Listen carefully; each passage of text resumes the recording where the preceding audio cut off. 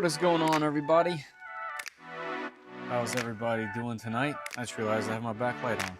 Oh well, it'll be nice and bright for you guys in here tonight. What's happening? What's happening? What's happening?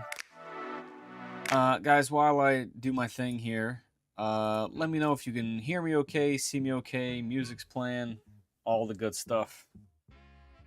And we'll get started here. Let's switch to another song. How's everybody doing? Happy Friday. I was about to say happy Wednesday. I'm so used to Wednesdays. But all good. All good. Friday night it is. 5 by 5. Alright, let's see what we got in here. We got TJ with the enchiladas and the wine. TJ said they're sharing. So thank you. Philip, what's happening? What's happening? BW. Hey, we could all use a good live stream distraction, you know what I mean? Lamberth, how you doing? We Callan, of course, on all the platforms. Another tool changer inbound. Oh yeah, well, I'm not surprised. I think with the success of this machine, it's no surprise that literally everybody's gonna have one, and they should. They should. It's clearly the direction this all needs to go, you know? Hey, be cool. What's happening? I agree with you. Not the only company. That's going to be the majority, if not everybody at some point. Which kind of have to get used to slowly. Another CG. What's happening? We're live. That's right. Quinn, I got you, man. I didn't want to print with it yet because it needs that 100C. What's it called? It needs to be dried at 100C. So I dried it yesterday. And the spool actually kind of like deformed. So I have a spool over here that's empty. I'm going to re-spool it. And right now it's in a machine. It's right there. So we're making moves. I'm going to make it happen. So it's no longer collecting dust. We're going to be printing with that soap filament. Tin Talon, what's happening? Burncarf Print. Tulsa. Toad. Hey, everybody. Anyway, you guys already see what we got going on here. This is going to be good. We got the second tool changer out to the public. The first one was obviously by Prusa. That machine was a little bit different because it was more on a prosumer grade. Hold on one sec, guys.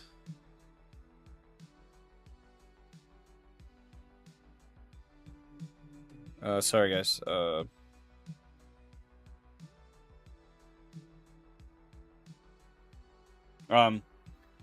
Anyway, that machine was very prosumer.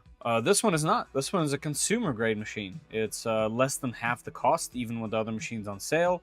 It's not aiming to do the same thing. It's meant to be a much simpler, much easier machine. So that's kind of cool, and I have a feeling, like I said, and I pretty much everyone in this industry probably has this gut feeling that everyone's gonna have these things. No waste, multicolor. That's just the way to go. All right, so I'm really looking forward to it. I've been waiting for this thing for a long time.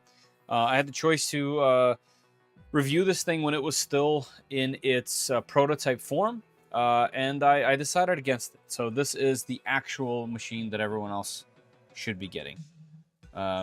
Which I'm really cool with. Hey, Gerg. It's all right. You know, I'm trying to share. I'm trying to share. Hey, Jonas, how you doing?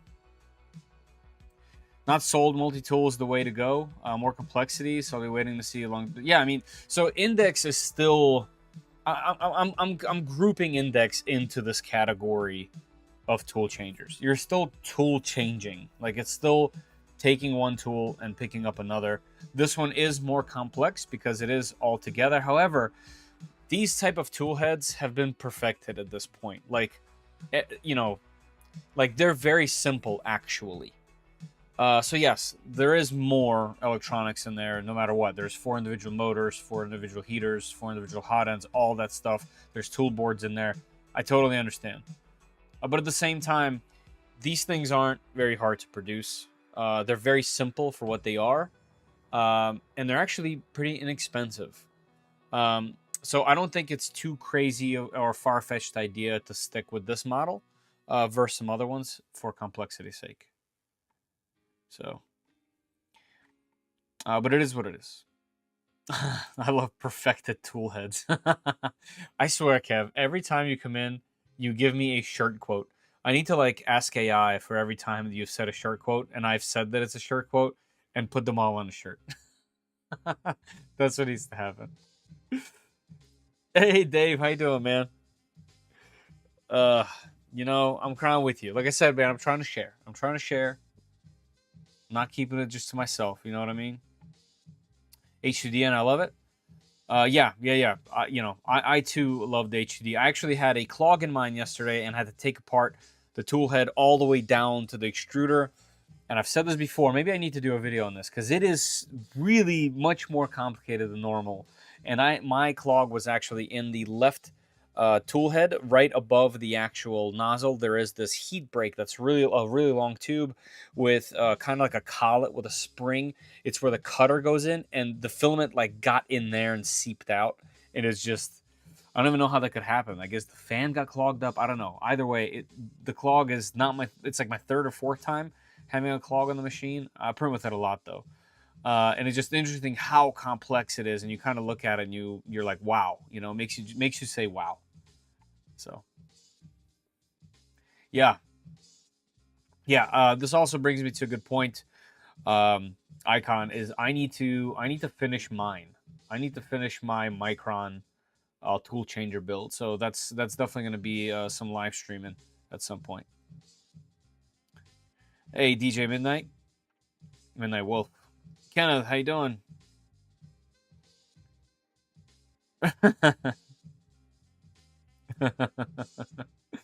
Take you down to the extruder. That's right. That's right. All the time. It's a regular occurrence. Anyway, here, let's do this. Oh yeah, look at that thing, huh? So we're gonna just get into the nitty-gritty here. So what I'd like to do before we jump into the unboxing, sorry for the jumpy cam there, is I like to say a couple things. One is, as you can see by the blue banner up there and the blue banner down here and everywhere else, the stream is sponsored by Polymaker. What that means is at the end of the stream, I pick a winner and they win some filament from Polymaker. Could be anywhere in the world. It's not restricted. All you have to do is click the link that's pinned at the top of your chats, no matter what platform you're watching this on, whether it's YouTube, Kick, or Twitch. It don't matter. It's over there. So click that link, get in there, stay till the end, or come back to the end. You have to be present to be able to win. All right, so that's one thing. And two, what I like to do is I like to look at the marketing and kind of see what they're telling us, and then open it and check it out and go from there,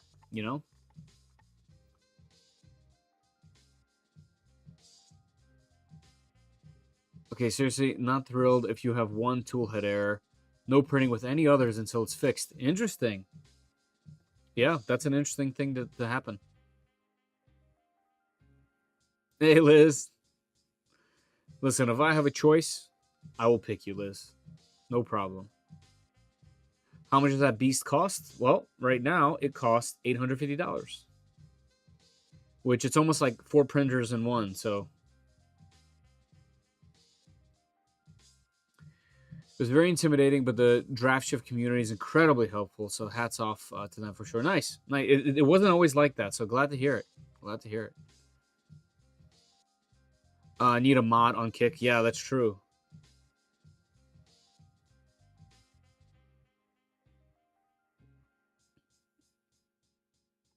Yep. All right, let's keep going. So let's check this thing out. So the Snapmaker U1. By the way, there's a link in the description. If you guys are interested in checking this thing out or making a purchase and you like what I do here, please consider supporting the channel by just clicking that link. That's all it takes. You don't do anything else. Just click the link and it gives me a little tiny bit of kickback if you guys buy one of these things and pre-order it. And it gives you somebody to blame when something that you don't like happens. And I will gladly take the blame. It is, Quinn. It is. I'm not saying it's cheap. This thing is just ahead of the curve. It's a complicated printer. It has 4 individual tool heads. And it's something else. You can obviously, if all you want is just simple multicolor, the machine that we unboxed last week, the Sparks by Creality, is actually a huge surprise in its in how it's printing. And I've been printing with that more than other machines even. So that has something to say for it. So it's not for everybody. If the price scares you away, I don't think this thing's for you. This is for you if you guys don't want the waste. Because I have bags upon box upon box on waste, especially when I'm testing multicolor across machines, and my recycling's in full swing. So this is one of those things where you just don't have that anymore. And the fact that you can mix materials together significantly easier. I get a taste of that with the H2D, where PPS and ABS together is unbelievable. PLA and TPU, or PETG and TPU, is unbelievable. TPU and PLA as supports is unbelievable. You know what I mean? It's one of those things where normal machines just can't do it like this. And that's why this costs more. That's why you're paying for this. So.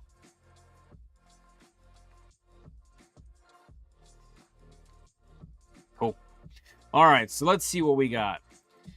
So the U1, $850. We have the snap swap system, so that's what it's called on this machine, with 4 tool heads preloaded and preheated materials. A1 cuts waiting time to 5 seconds. That's another huge thing. So most are what, an average of about a minute per swap. Some are less, some are more, right? Gleam's a pain if used on a phone. Yeah, Gleam can definitely have its downsides for sure. I've tried to do Google Docs in the past, which worked, but it works.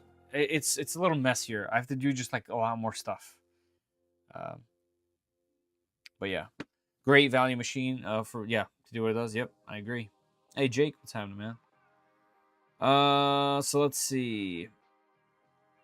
5 seconds by swapping tool heads, eliminates remaining material, squeezing out of filament changes, enabling 5x more speed and 5x less waste. I mean, this is what it's all about, right? More speed, less waste. Multiple colors and materials, 4 individual extruders, enable printing creations with multicolor, multi-material filaments, unleashing your creativity. Smart calibration, dynamic flow calibration, vibration compensation, fine-tuned extrusion, and flawless first layer. Actually, I kind of wonder how that works. Does it have to calibrate all 4? Is this initial calibration first print going to take longer than normal because it has to figure out where all 4 are? That's going to be interesting. Snorka. That's good. TJ, I like that. I like that. Shrimp Father, Martin. How are you, man? How you doing? Core XY system, 500 millimeters per second speed, lightweight, rigid carbon fiber X. Oh, look at that. It has carbon fiber rails. Interesting. I thought everyone's moving away from carbon fiber rails. Cool. 270, 270, 270. Great work area. Great work area. And that's 270, 270, 270 without the interference of tool heads. So that's kind of cool. First company to make 5+ print head enclosed heated chamber machine with over 300 millimeter cube volume. Easily take my money, especially if it's open source. Well, it sounds like Prusa is going to be doing that shortly here. But there's definitely going to be a lot of others, for sure. Another CG full 270. Okay, cool. After tool tax. Yeah, like my Micron definitely has major tool tax. It will definitely lose quite a bit on the Z. I'm okay with that, but still. And we can always just make it taller. You know what I mean? Prusa forehead is $38.99 versus Bamboo H2C, $2,400 versus Snapmaker, $840. Yeah, I mean, so okay, but let's be fair, right, Dave? Let's be fair, because I agree with this. Like, it's definitely no brainer. However, the H2C, for example, that chamber with the heating, with the fans that are in there, not only the auxiliary fans, but also the fans that circulate the air inside with filtration. All those are amazing, right?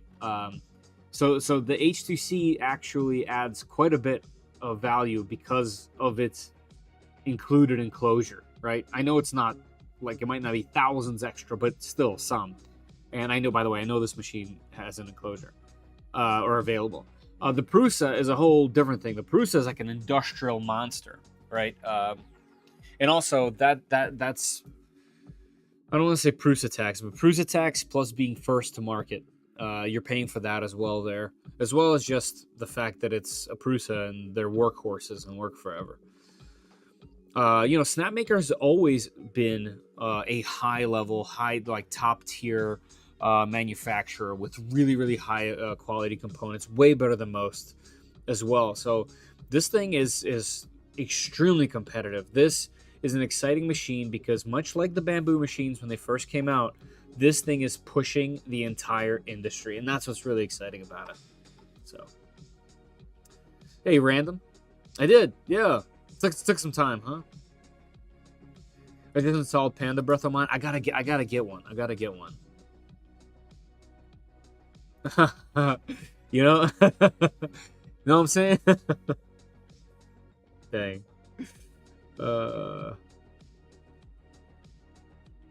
PLA supports is what I wanted for. Cleaner underside, hoping the machine is decent enough. Yep. My customers really need polycarbonate, so enclose is a must. Well, be cool. They have. I'll get to the bottom of it, but they have an enclosure for this machine as well. Like the J1. Yep. Yeah, J1's cool too. It's just not Core XY, and people at the time of the J1 really just wanted Core XY. It was during the Core XY boom, but it's just a regular Cartesian machine, even though it's fast, reliable, all those things. But yeah, that's actually a machine I always wanted to review, but never got a chance to do. So. Anyway, let's keep going. So, ease of use, automatic filament system, AI-powered print monitoring, okay? And smart control. So, AI-powered print monitoring. Does it have a camera? I thought I saw a camera kit separately. So, that should be interesting. 4 tool heads. Yep, looking forward to that. PETG support, PVA supports, PETG and TPU, PLA and TPU. How cool is that? Automatic filament system, right, of course. App control, great. Built-in chamber camera. Yeah, okay, it has a camera. I thought I saw an extra camera. I guess that's just my mistake. Well, anyway, so it looks like it's due to ship, at least this batch is due to ship in March. So nothing too crazy. You should be a little bit patient. So this is a pre-order. Let's see. You can get some filament with it, and here we go. Can I see this larger? Explore items. Snap dryer. Well, doesn't that look familiar? Interesting. Okay. But yeah, here's the top cover. And this should be the big deal here, right? And there's room for activities to do other stuff. $150 seems pretty damn reasonable, to be honest.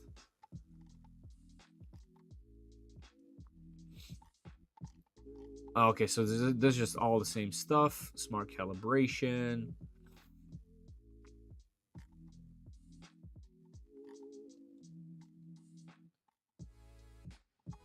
Look at this. By the way, this is definitely something that I'm going to print on it. Not this particular set. I think there's another set that's a little bit more elaborate. Or maybe this is it.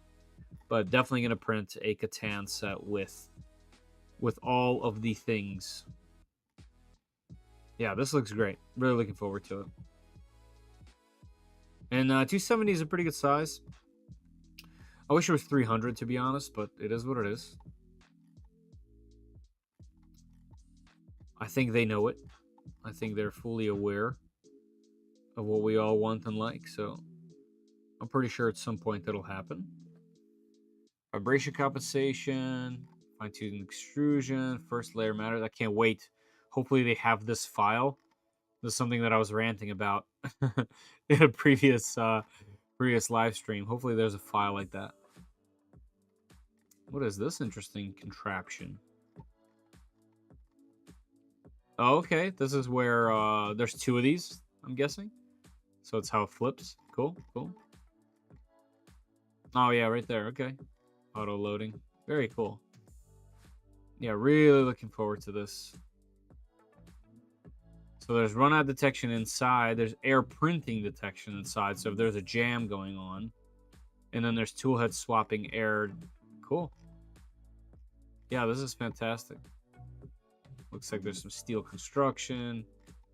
Very nice. Already lots of positive reviews. Great. Including an IKEA container. I mean, you know, jokes aside, it does look like one. The AS spaghetti detection is so sensitive, kept triggering because you know what? That happens on a bunch of my machines, especially the new K1 machines. They all do it. I always either turn it to low or off, just because it seems to trigger during some prints. Like there'll be some shadow cast from the light onto a support, and it'll think it's spaghetti and stop the whole thing. You know. Top cover got pushed back to November. Oh, okay. Hey, Helix. Everyone's staying warm. Trying. It is cold out there, right? Cold out there.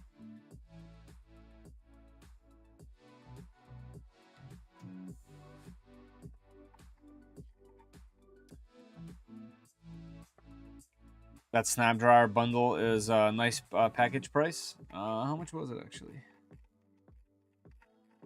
Was it at the top here? Where that snap dryer at, y'all?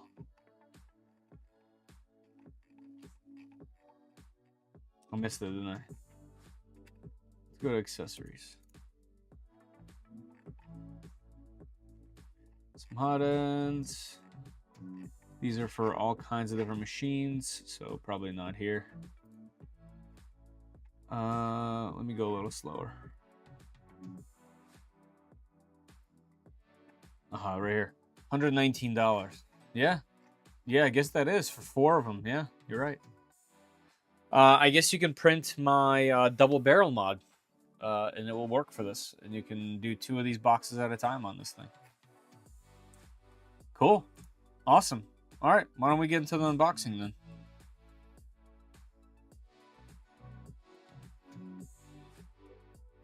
Woo! Yeah, let me see.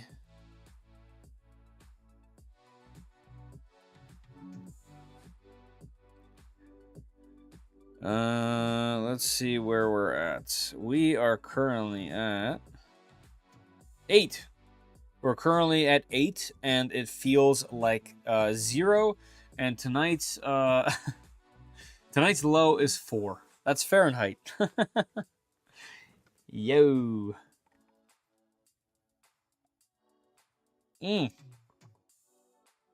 Yeah, that's... Nah. Our whole state shuts down with what we got.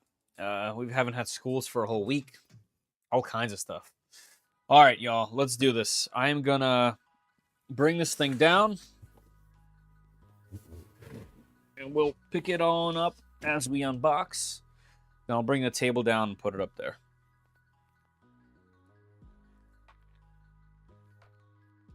All right, let's do it.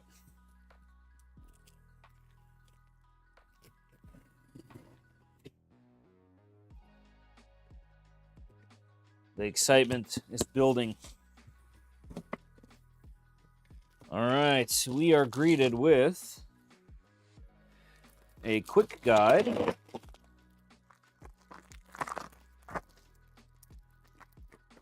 You know how I feel about these. This is quite the thick quick guide. This is... What's quick about this? Unless there's like a page on top. No, this book with all these pages is the quick guide. Uh-oh.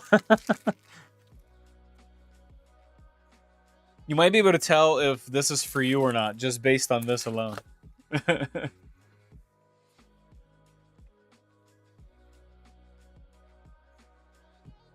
Hey, Gorilla Biscuits, what's going on, man? Nas Clog, how you doing? Spectral. Epic Prince, what's up?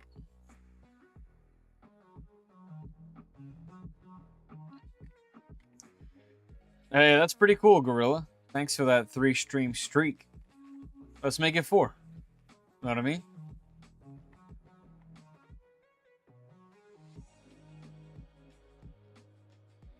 Wait, Zombie? I didn't know that. Zombie was a part of that process? That's cool. I had no idea. I wonder why he's never told me that or mentioned it. Kevin just let that slide, huh? What's up with that? Have you guys seen Kevin's poop conveyor? That's right. He has a poop conveyor.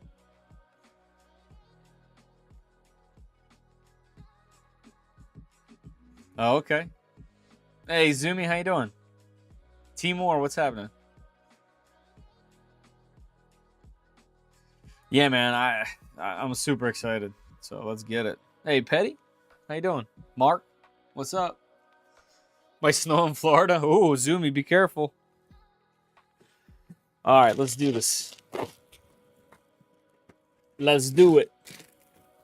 So we got my favorite tape. My favorite tape, the kind that leaves all kinds of residue, but it is super strong. Let's get that out of here.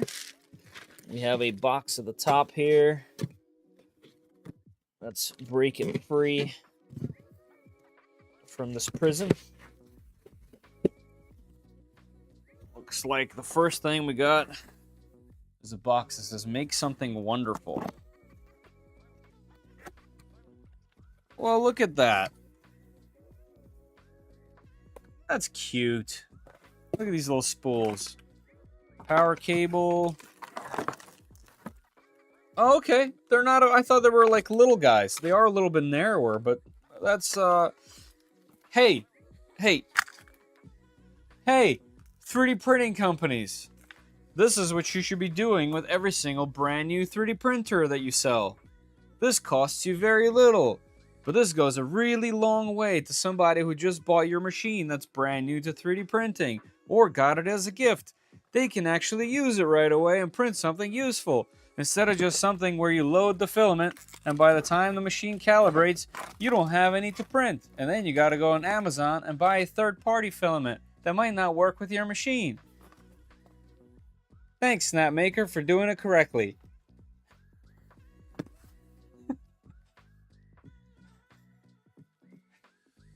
Anyway. Hey, Maker Viking, how you doing, man? Warpaint, how are you? Yeah, you know what I'm saying? That's fantastic, isn't it? Sponsorship is not complete.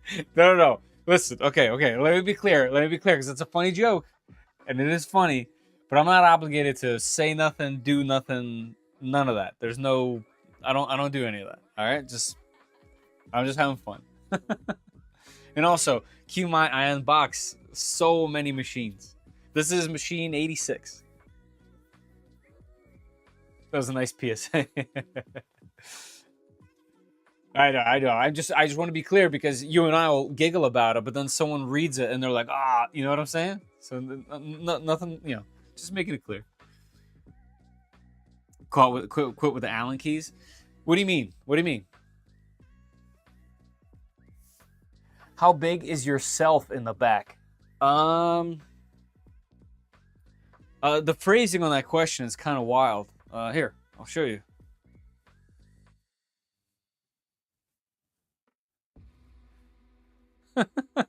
It's this big. Oh, hold on. Ready? I just want to do this because... Come on. Yeah, oh. Wait for it. Okay, hold on. It kind of ruined the effect now. Come on, do it. Nope, is it this hand? No, it's got to be like this. Oh. Nope. Okay, the whole thing's ruined. It's supposed to zoom in when I do this. Oh, is it like this? Nope. Okay. Do I have to look at the camera? No. Man, whatever. It's full scale. It's 120. Go away now. Zoom out, please. All right. Oh. Now it doesn't. Anyway.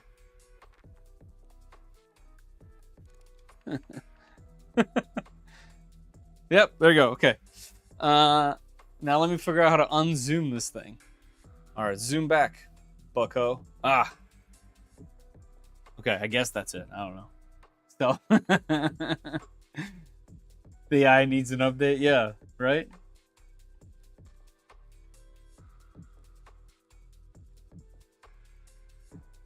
Hey, Mr. Scaries, what's happening?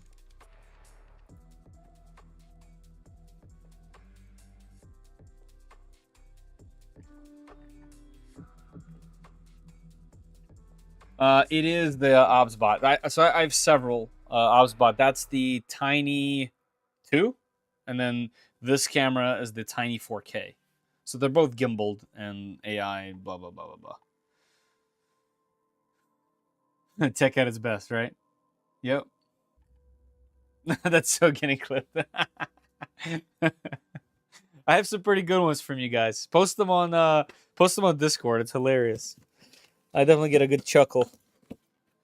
All right, it looks like the rest is coming out with the printer, I believe, because there's nothing else I can kind of pull out of there. So let's put this all the way down. Make sure I'm not pulling on any cables or nothing, just so I don't break my back. It's nice that they put a 4-pack in there, but a single spool would be nice enough. Yeah, I agree, Zumi, and that's what I'm saying. Like, you know, obviously they want you to experience that 4-color goodness. You know what I mean? But even just one of these, in the package, would be very nice. We don't need a lot, just more than a sliver. You know what I'm saying? All right, so this looks like handles. It looks like I should be picking it up by this, or maybe it doesn't. Maybe that's the point of the quick guide that I should be reading. Here's some more handles. Oh, okay, this looks better. Yeah, this is metal. Let's see if I can get it out like this. Yep. All right. Swinging it. We're on stuff. My fingers are caught. All right, we took everything with us. We took the whole bottom of the package with us. No big deal.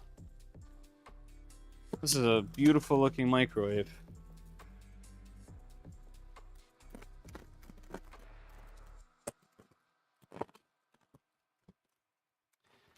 Pop that tape. I love this packaging right here. This stuff is super, super strong. I'm noticing no corners in the packaging, but it doesn't look like the machine really has any corners. So that's kind of a thing as well. The corners I'm talking about, like those protectors. Okay, they have them on the bottom.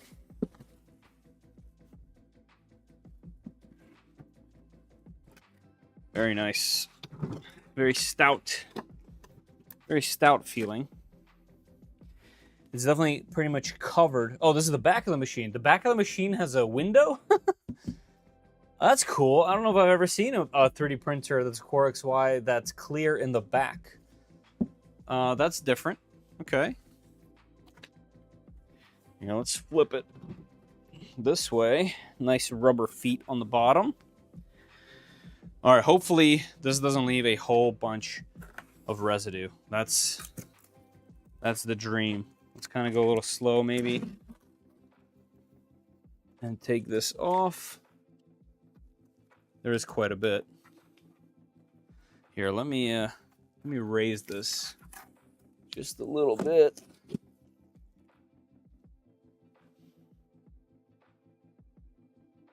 There we go. Let's get this under control now before it gets crazy over here. Got 2 more of these. Nice. So far, I'm actually pretty impressed by, how do I say it, like the lack of packaging. Like there isn't very much, which means there isn't very much to throw away, which is also good. But I guess this machine's also not as ginormous as some other machines I've been unboxing. Easy bake oven. Yeah. Window for baking.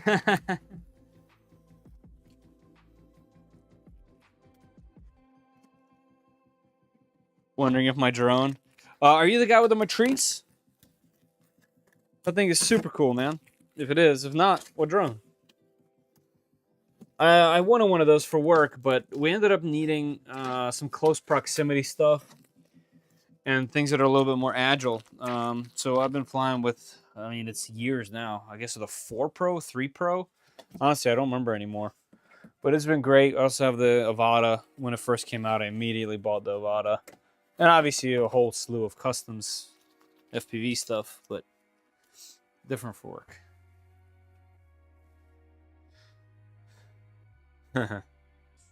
Gotta break my neck to see the back.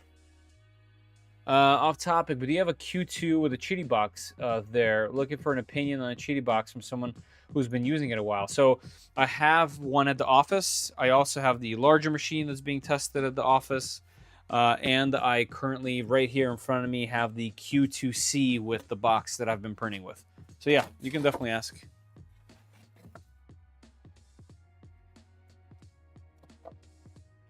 Ask away.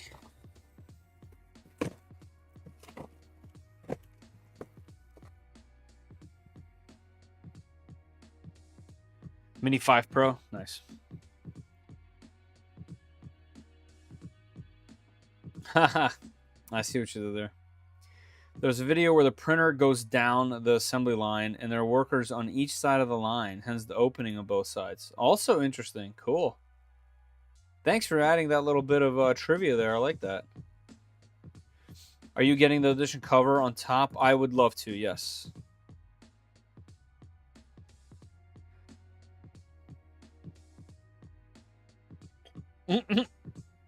Remains to be seen. Very good. Hey, Dragtail. First time I watched your videos was way back with Voxlab Aquila X2. Nice. Nice. Oh, yeah. Yeah, those are a lot of fun. I still have a few sitting back there in the back room. The real OG is back, huh? You know, nice to have you. Nice to have you back. How reliable is it so far? I have a Q2 and has been hesitant on the box based on V1 reviews, but I heard got them running better with V2. Yeah, the V2 is substantially better. The V1 was, I would say, you know, it was good enough to hold filament in and dry in there, and then, you know, swap when you needed it to. Not like actual color. But recently, it's the changes on the new one have been just fine. I've printed a whole bunch. You know, I've been testing all 3 of the machines pretty extensively. Yeah, I mean, you know, they're not as reliable as other systems. Let's be real. They're just not. I don't know what it is. And it's interesting because the machines, all 3 of them, are phenomenal without the box. Like, they print so well. The quality's great. They're very impressive. And then you add the box, and it adds that little bit of complexity. And they do okay, but just they're not 100% reliable. So I would still kind of treat it the same, where I wouldn't necessarily expect to be printing something with thousands of changes in it. You know, if it's something like simple, cool, swaps, backups, all that kind of stuff. The fact that it dries, the fact that it can do abrasive filament is huge. Not other ones just can't do that. So it definitely has stuff going for it, but it's just there's just something about it. Hey Nico, what's happening, man? How are you? Happy New Year to you as well, man. Good to see you as always. How big is the shelf in the back with the H2S? It's H2D, and it's sitting just on top of 2 IKEA LAC tables. They're $10 tables. They stack with a 3D printed adapter. You used to be able to put a machine in there. Now machines have gotten so big you can't anymore. Now there's just machines above it. So, isn't Snapmaker open source? No. It uses firmware that's open source. This runs Clipper, from what I understand, and uses Orca Slicer, which is also open source. Right? Uses Clipper? Or just Orca? Now I don't remember anymore. I think it's Clipper. But the machine itself is not open source. Snorka.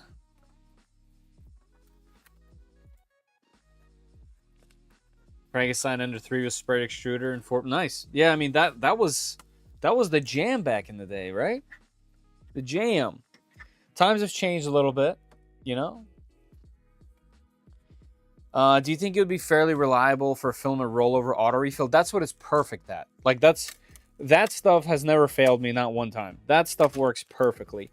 It's when I really try to like show off and try to do some ridiculous 3D print with, you know, a whole bunch of like, it's like a multi-day switching every single layer. It has trouble. But I've printed all kinds of full color things. I just did a video on one. And it was very enjoyable. Like, it was great. But yeah, I have the, you know, like I said, the Q2C is right over here, which is surprising too. It's a surprisingly a good machine. I expected it to be just too down-tuned to be good, but it's great. And I actually kind of like the color. It lacks paint, you know, it looks raw. But hey, 3D Medic, how are you? Been a minute. 100% clipped clipper. And they're apparently contributing upstream. Yeah, that's great. That's the best, right? That's the best. But so yeah, they're using open source components such as firmware and software. But from what I understand, the machine is not open source.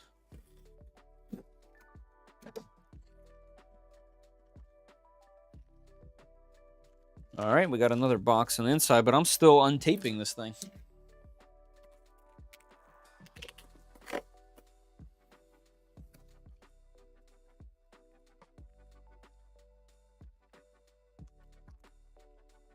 How do you Northerners do it? You know, we just bundle up. We just bundle up. This thing looks cool. It's like a elongated tub. Like, I never noticed in the photos, I guess, or videos, the front is squished, and the back, to make room for everything, is elongated. So it's actually a rectangle.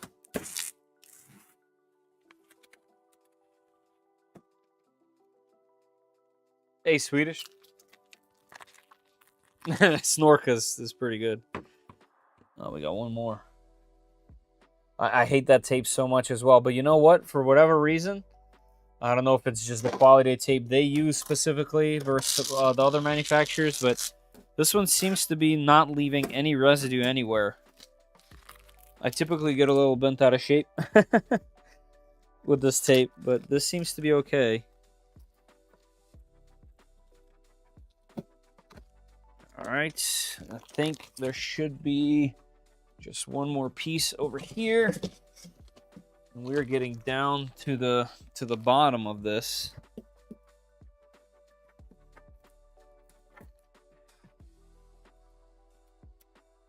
I wasn't a fan of that white. I had to paint mine. You painted your machine? Random? I want to see a photo of that. Throw that on Discord if that's what you meant.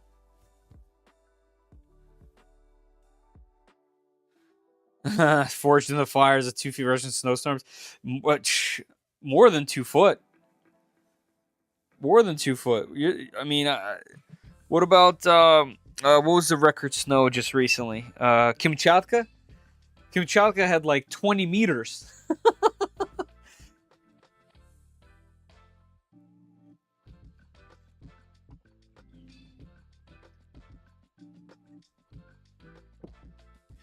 Zumi, in this case, Taco Bell. Great deal. Best deals.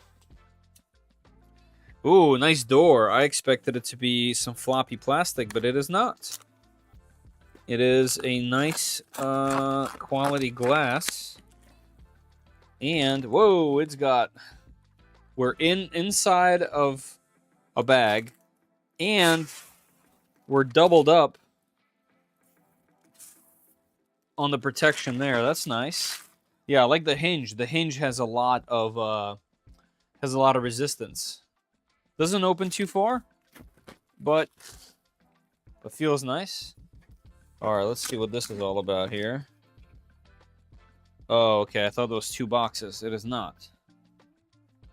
And how do I? Oh, okay. This is a.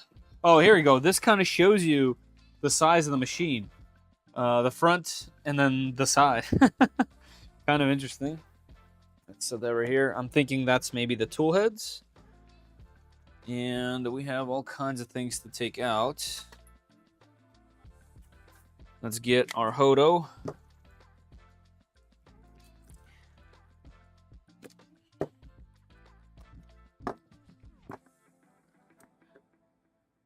All right, we might not have the correct size. No, we do. This has smaller ones. Let's see.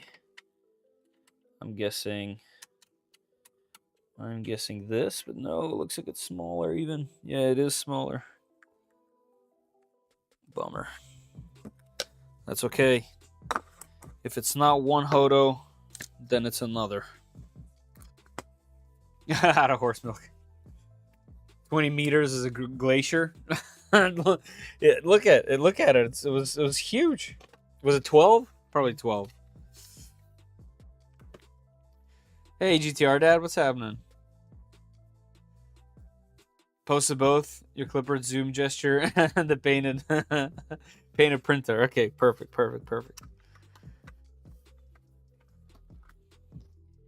Perfect. All right, let's try this guy.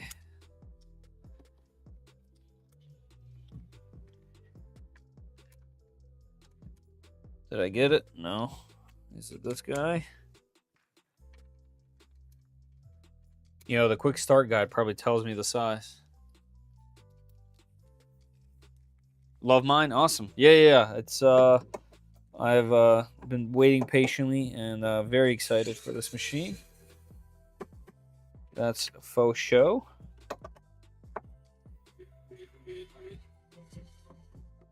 Kids were sledding from tops of buildings.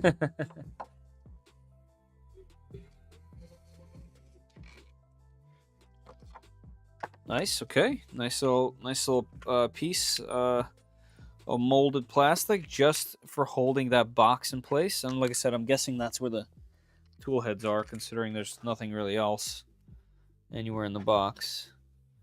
All right. So there's still quite a bit more to actually undo. We have a big desiccant pack. That's cool. Throw that in there. Actually, you know what? Nah, that's fine. We'll just keep it there. Let's undo this box first, and then we will go into undoing the bed. I see it has kind of like an integrated auxiliary fan.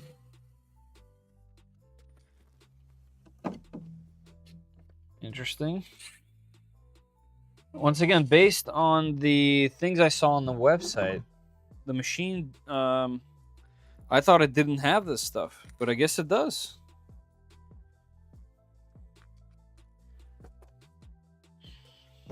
Let's see.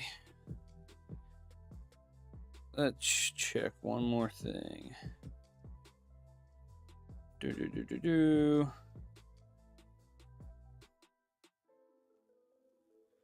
Let me go to, whoops. Let's go to sent. Just give me one sec, guys.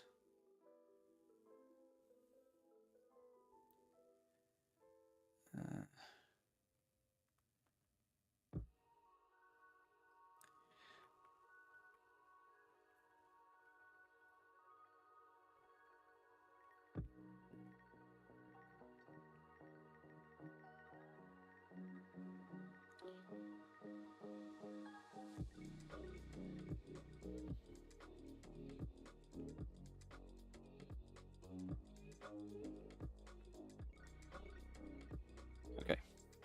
Sorry. Just before I forgot, because I tend to forget things, I needed to send an email real quick. It's done. Thanks for your patience, everybody. When are you getting the S1 Max? I don't know. I don't think my rep exists anymore because they don't reply. They haven't replied in a while, so I'm not sure. Oh, Creality's cooking up a 6 tool head changer. I think this stool changer. I think they're all gonna have it. Hey, you reprinted?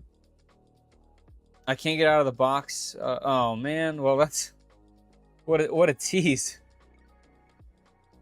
Well, I don't know if this is worse or better, but well, here's what you can expect when your arm slash hand is better. That's a bummer.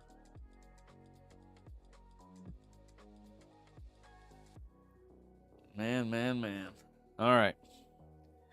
Okay, so now we got 4 screws.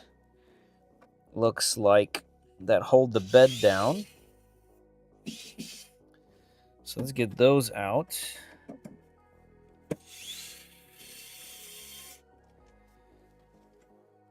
Oh, okay, nope, that's not 4. It's 2 on one side. Oh, there's 3 lead screws. Okay. Nice.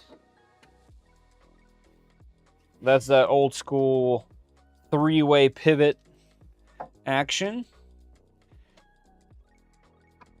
There's lots of arguments that state that 4 is actually way worse for leveling or tramming.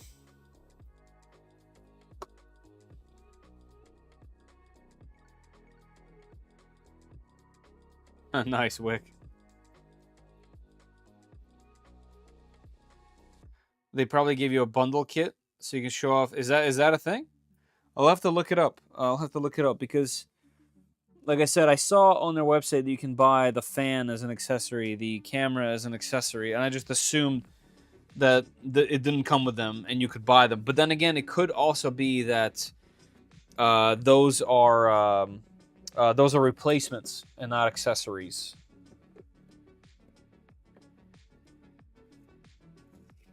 They got the tape on the bed. Interesting. Let's undo that. Undo that. You ever get into resin printing? Sure. I have the Creality Halo. I'll tell you in a second. That's what I've been using. I actually just did some right here. I designed and 3D printed these resin buttons in a smoke clear. How cool is that? This is 3D printed aluminum. This is transparent resin 3D printed. And this is my 3D printed custom resin that I mixed myself between several kinds. So yes, Brian.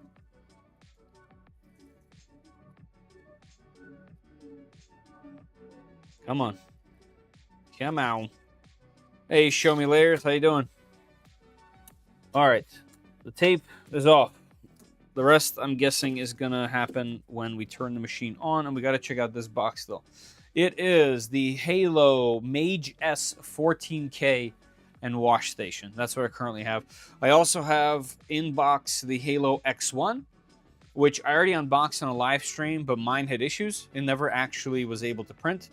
So they checked some logs and they said, hey, something's wrong with this machine. They sent me a new one. I haven't been able to unbox it quite yet. Just because resin hasn't been, super at the top. But I will. I plan on it. You can mix your own resin? Yeah, sure. So what I mean by that is I wanted a really specific color. I bought a bunch of kind of smoke black transparent resins, but most of them had hues to them. And I found the black that wasn't. That didn't have a hue. Like, it didn't have a blue. It didn't have a cool or a warm hue. It was just black. It wasn't like green or something. And I mixed it with a transparent resin until I liked the consistency, and I made like a separate bottle of it. So that's what I've been using for when I want my own. So, how'd you get this? I asked politely. How do you get anything? You exchange something. I'm exchanging this. How you doing, Batman? How you doing, Batman? It's quite a sentence to say, just so you guys know. All right, let's see what's happening here. There's a nice little tab that you pull up. Snapmaker. It's pre-order, yes. It's pre-order until March. Ooh, look at this. Look at this kit right here. All right, so we got some thicky PTFE tubes. Holy moly, what the heck? So we got some super thick PTFE tubes, and we got normal size PTFE tubes. These go inside. Yes, they do. Interesting. I also did, by the way, aside from this, I bought a few boxes of these.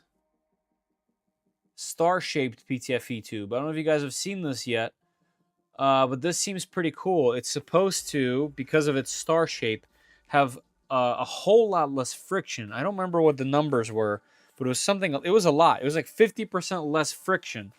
So I was actually thinking of using that on the Chitty box, just to see if that would help some of the situations that it gets itself in. Hey, Zumi, I appreciate that. Thank you so much. And I get a little kitty emoji. I appreciate that. Thank you. You just said you couldn't afford dinner and you gave me $2. What are you doing? Take that back. Take that back. Take that back right now. What are you doing? That's a McChicken. That's a McChicken and fries. Zumi. You quit that. Quit that right now. Star-shaped PTFE tubes. Right. So we got some hardware. I like how they're labeled, actually. 2.6 by 10, huh? Big Mac, right. Come on. What are you doing? There's a lot of stuff in here. Like, what is this? What it is? Oh, is that for the tubes? Yep. Okay, so that goes on the back. All right, so there should be 4 of these. Of course, there are. Okay.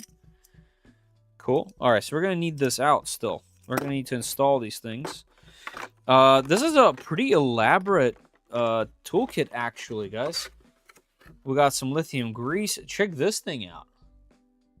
Whoa. What are we doing with this? All right, we got great grandmother's sweet spatula, as always. We got a bag that says clip. We got a bag that says wipe cloth. We got a needle. We got some snips. Are you other manufacturers looking and listening, guys? We're getting 4 spools of filament and snips and tools. I can even clean all kinds of parts of the house with this toolkit. And we got other manufacturers that give me 2 Allen keys and they're done. What's going on here? Take note. Take note. We got all kinds of spares. Nozzle brushes up in here. We got... Is this a hot end? Is this a spare hot end or isn't one? I don't know yet. There's a whole hot end right here. Let's see what's underneath the sock here. Yep, so just straight up hot end. Okay, I love to see it, guys. I love to see it. This is what I'm talking about. Come on. To be fair, Dragtail, Prusa gives you so much. They give you extra hardware to the point where I think you can build a whole nother 3D printer with it. So, I ain't arguing that one. Ain't arguing that one with you. It's a poop comb. Oh, sue me. Heck yeah. Give it 350. Hey.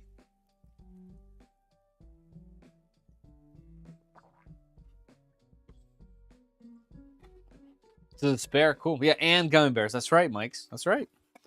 All right, so the rest that's in this box is this a poop tub? Is this a poop tub? Where does said poop tub go? Oh, I see. Said poop tub goes right here. Does it just slide on in there? Or something?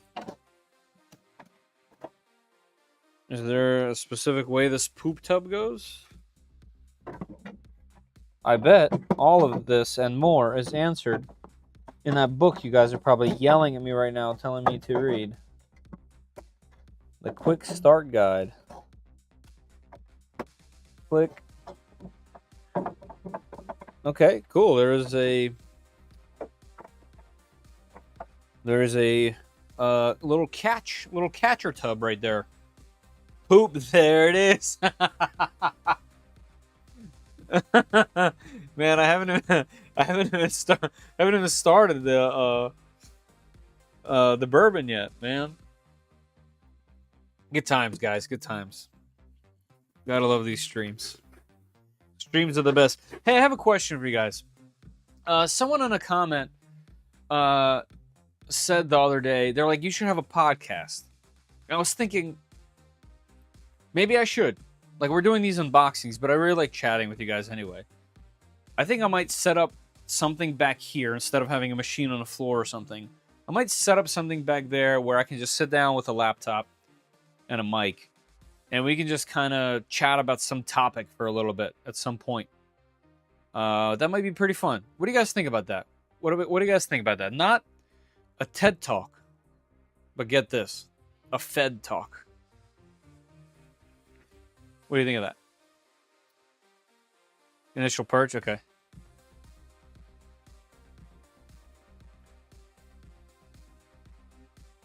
This is Dark Rye. Basil Hayden. My favorite. Podcasts are stupid. Fed Talk. Know what I'm saying? Fed feed. Pillow Talk. Ridiculous. Nice. I prefer actual building. Yeah, me too. Me too. Just saying, me too. I could be the first guest. Yeah, but you know, there's a lot going on in the industry. I've been doing it for a long time. I definitely have some insights, and I can't necessarily. You can't focus on them when you're building. Building's different. Building's building, and I'm not saying it would take away from other things. I'm saying in addition to. Because if you guys notice by my upload schedule, I don't really have too much time to continuously upload stuff. At least at the moment. I want to get back to that. But it'd be nice to supplement with something new and fresh. And it sounded intriguing. Alright, so let's go back to this. We got the actual tool heads. Looks like they're very pre-lubricated. Alright. Is this a... Yep, that's the extruder arm. Here's the top of the extruder. We got USB-C connectivity here. So it looks like this. There is a hot end down here. Cool. Are they labeled 1, 2, or 3 or anything like that? There's a fan. So this is just the entire system. Cool. I'd love to tear one of these down just to look a little bit closer to it later. Yeah, okay. We got some pins at the top there. Very nice. Very stout feeling units. Interesting. This one says, remove this label only when instructed. This tool head requires different installation process. Interesting. The other ones obviously don't have this. So I guess that must be the main tool head and is slightly different. All right, let me just double check I'm not missing anything. Nope. Looks good. We got the spools out. We got these things out. Fantastic. I guess we are going to need this quick start guide after all, considering how many little details there are and how much hardware and stuff there is.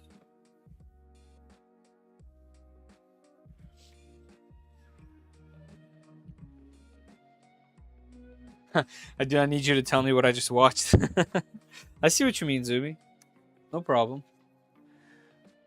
All right, let's do it. Looks like a diode laser tool a little bit, doesn't it? A little bit.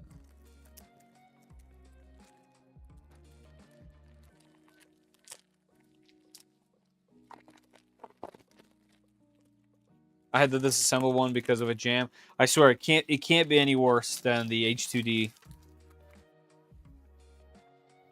All right, so we got two books. We got safety guidelines and quick start guide. All right, let's just deal with a quick start guide for now. Hey, Mark. Hey, thanks for subscribing, JD. make something colorful, I would love to. All right, here's all these things. It shows you how to unbox the machine. That's cool. Okay, I was supposed to lift it by the corners. I did not. I ripped right into it. All right, yep, that would have been easier. Okay, no problem. No worries. Yep, just untape it. Take all that stuff out. Gotcha. Undo the tape. Quite a bit of text at the top too, but very good photos. All right. Okay, now we are here. Tells you to get out the Allen key from the toolbox. All right, we have to undo those. I did. Undo these. We did. Now we're taking the tape off. Take out all remaining protective padding. So this I'm supposed to pull. Okay, looks like I was. And what about the one on the back here? Can I pull that out as well? Let's see.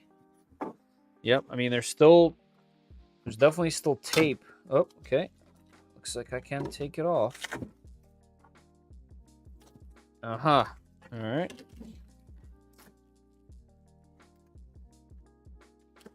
Okay, tape is off.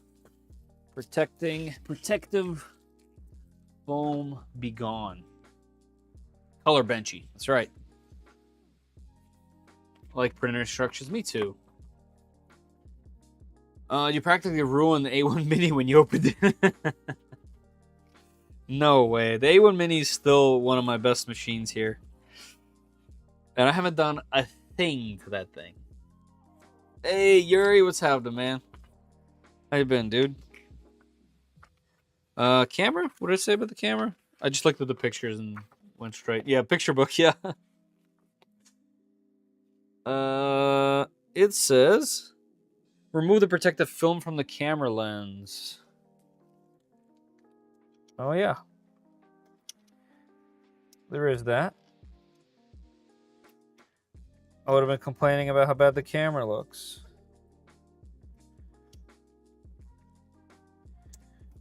Okay.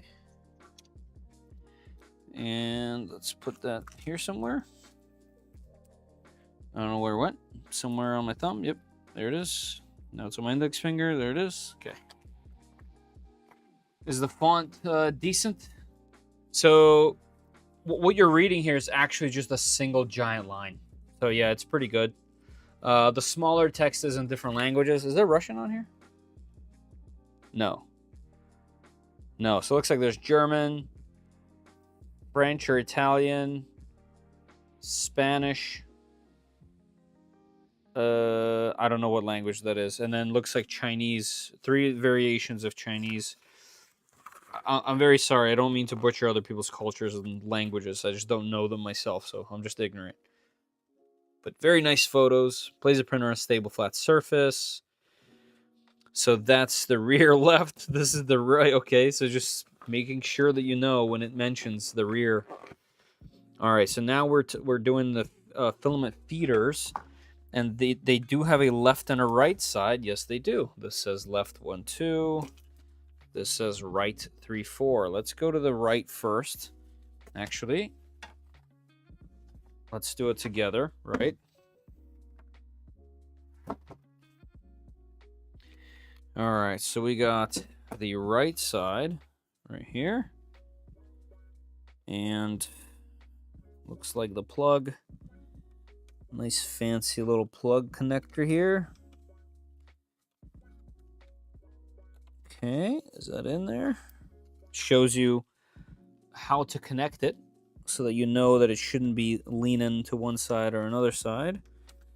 And then we kind of push that in, put this on here. This way, yep. Put this on here and towards the back, click. Very nice. Okay, that's good. Now the spools, 3 and 4. 1 and 2. Here's 3 and 4. Looks like 3 is at the top. Is there any specific way, or are they just click, or? This way. Oh, okay. They definitely click. All right, that's 3. Let's do 4. All right, it's 3 right here, 4 right there. Simple enough. The machine definitely just got a lot wider. And that's going to continue, ain't it? All right, let's plug this one in. Actually, a surprising amount of leadway with the wire here. They definitely thought about it. And click. Okay, this one was even easier to put in. We got 1 at the top, it looks like. 2 at the bottom. Very easy. Very straightforward. All right, nothing to do with anything else there. We are going to go to the back now. And here, let me get you guys a different view. Let's do one of these. Because it looks like we're going to be attaching some cords. One thing I do want to try to fix real quick before I forget is the chat here. Why does this chat seem to cut off at the bottom? Whoop. Okay. So if I do that, so it doesn't actually cut off. And I don't want it to be any higher than that. Okay, so actually there's not much I can do about that. The very bottom will be touching that blue part just a little bit. Here, we can do this maybe. All right, I'll close it. All right, there we go. It's not going to cut off nearly as much now. I like that the back has a window. Yeah, right? The back having a window is really cool. Like I was saying, I think it's the first machine of this type that I remember. You know?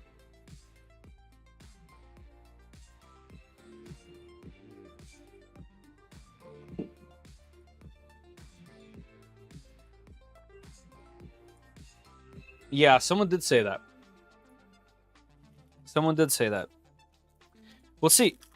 That could be easily addressable technically. But we'll see. There's probably a reason for it. I bet everything determines that one tool head, like the positioning and all that stuff. All right, so we are doing the filament here. So let's see. It says insert the 4mm filament tool. Insert the 4mm filament tubes into toolhead 1 and toolhead 2, matching labels 1 and 2. Okay. Oh, I thought they meant like these things are labeled 1 and 2. No, and I'm guessing these are the huge ones. Yeah, they are. That's cool. For those that are just jumping in here, there's 2 types of PTFE tubes. One is very thick, and one is normal. So I'm guessing this goes to the tool heads. And, oh, the opposite, huh? I can see the larger ones here and the smaller ones here. Okay, so smaller ones are going on the bottom.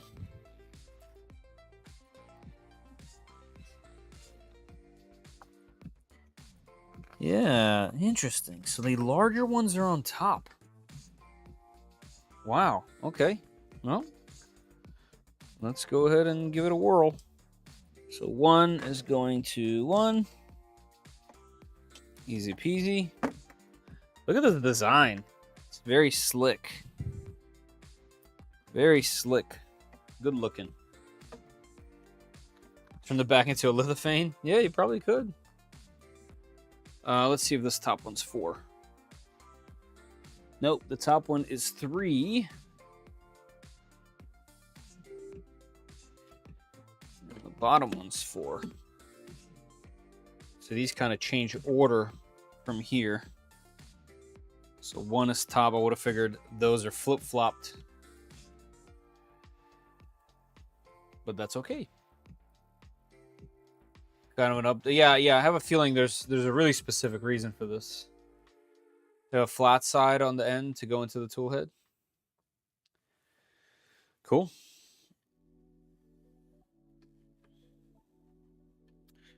All right, so let's keep her going. So we did that. Put that in. Yep. Okay. here we go. So we got those things done. Now we're okay. I already did that actually. Putting in the spools, click them, so on and so forth. Sure thing. 3's at the top. Let me just double check again that I did that correctly. Yep. Okay, so it's meant to look like that.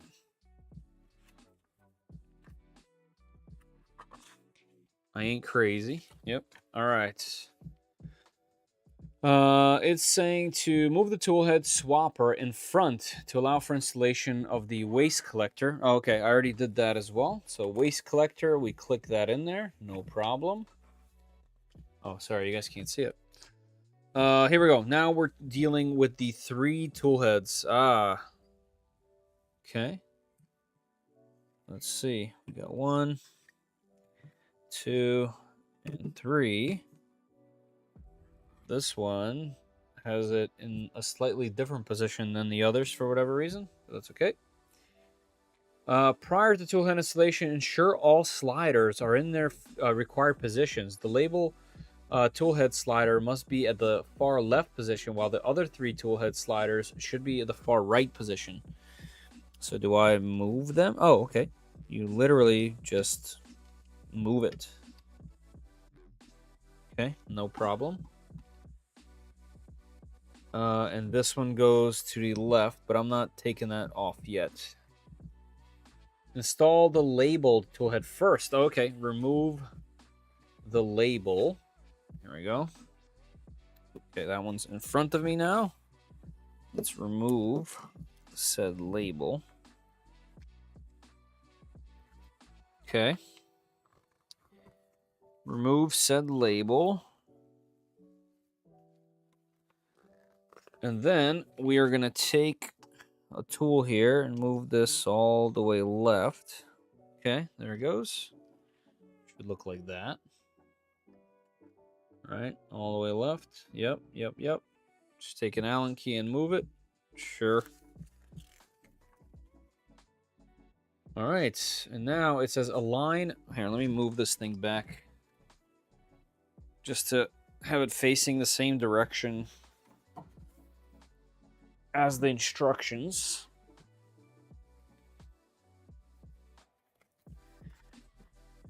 All right, so we're going to take this, align and insert the dowel rods sequentially into the rear and side dowel holes, and the tool head will be fastened by magnetic force.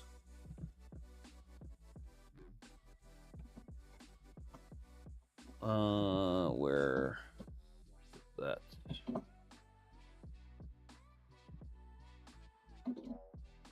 The side ones go where?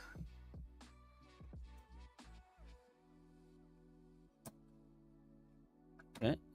Okay. There it goes, and it popped right in there. I got grease all over the place. Let me get a grease towel. Did you guys see that? Was that a decent view? I can move you guys up a little bit. I just gotta say how amazing how much printers have changed in 5 years. Right? For some reason they insert into tool heads, but I know how many who put them on backwards. When you look at the PTFE tubes that feed to the tool heads, they have 2 flat sides and a squared circle. Oh, yeah, they do. Cool. Appreciate that. The updates have added quality of life. Nice. NOS clog. For some reason they insert into tool heads. Okay, yeah, right. Okay. The manual is available. Cool. Oh, random. Okay, cool. Oh, I see. Yep, that one goes this way. These go this way. All right. So we did that. After installation is complete, the red marker on the slider should no longer be visible. And that's right. We don't see a red marker right there.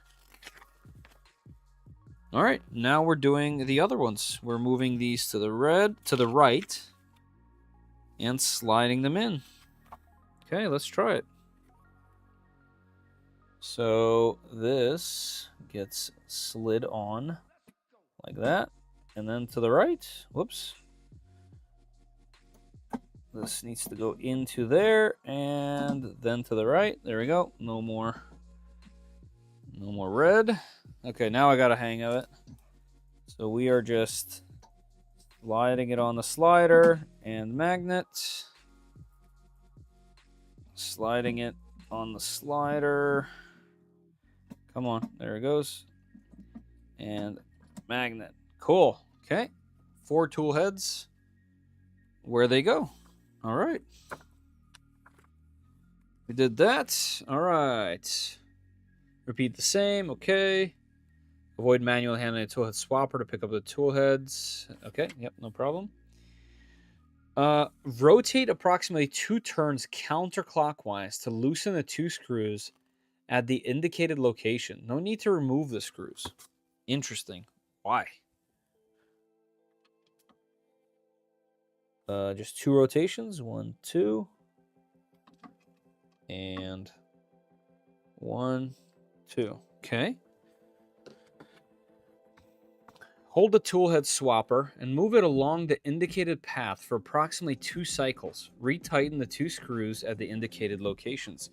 Is that... Oh, wow, it moves much easier. It was pretty tough to move. I wonder what they do. Is there some kind of alignment? Is it belt related?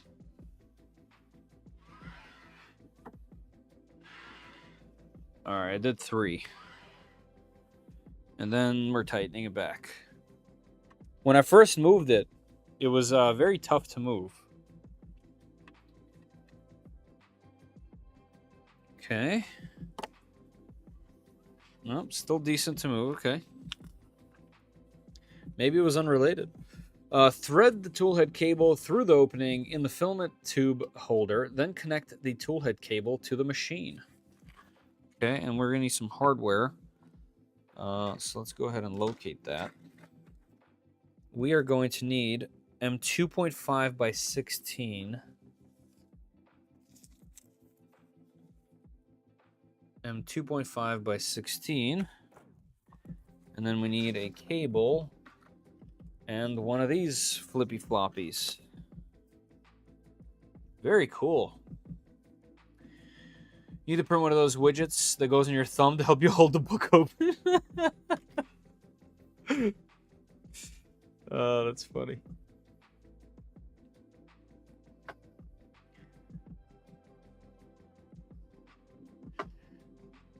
A back when it arrived, yeah. Yep. All right, so this is just essentially a fancy USB-C cable, which is the way it should be. I have it like that on my Voron, actually. And this one goes on the back, right? This does not go on the tool head. Okay, this goes on the back. All right. Let's get some of these screws. Looks like we just need 2 for each. 1, 2. I hope all the screws are the same size. They are so far, which I really like. So one end, are they different? They are not. Okay, so one end plugs in to the tool head. One end goes... let's rotate this a little bit. Like this. Goes through here. And which way does it face? Towards the back of the machine? Yeah, okay. Oh, so that holds the PTFE tube. That is a PTFE tube holder, huh? What about this cable, though? There's got to be a better way to do that. Of course, I dropped it.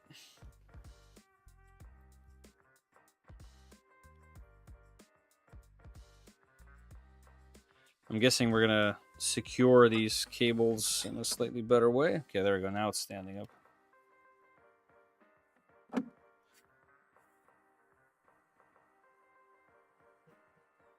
All right. 1.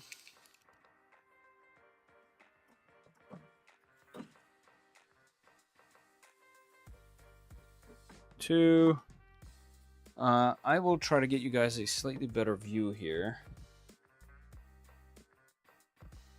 because I know that's probably difficult to see.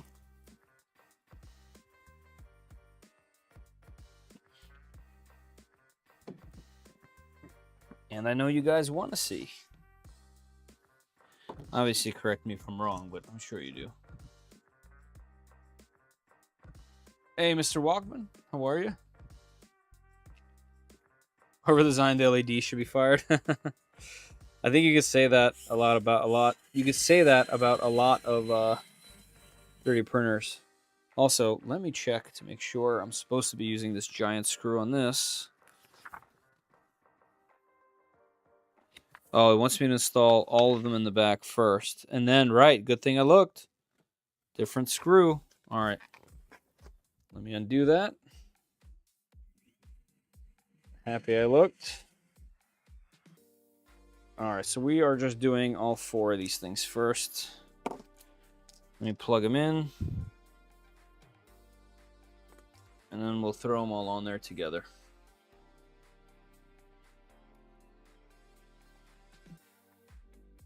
Remember not to over tighten the screws. Stop tightening them when the cable stops wiggling. Okay, interesting. I didn't do them very tightly, but I will note that as well. All right, let's grab all these retainer brackets. Freezing? Yeah, I mean, here too. Here too. Feels like 0. We have a low of 4 degrees. It's cold. I did the 3D printing riser with the LED strip, 100 times better. Nice. Alignment printer with insulation. I actually have a ton of insulation from a different project.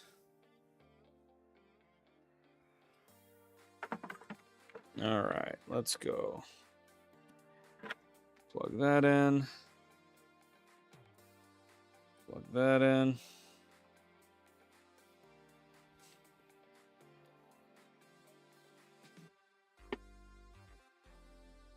Hey, Kaka. What a name.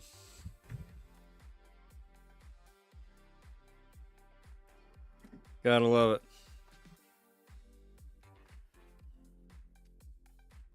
Hey, Net7.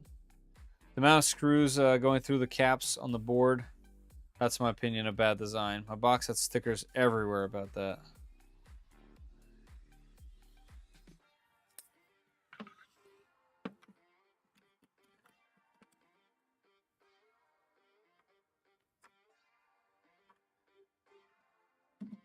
All right, so far, interesting stuff. Let's get the screws in there.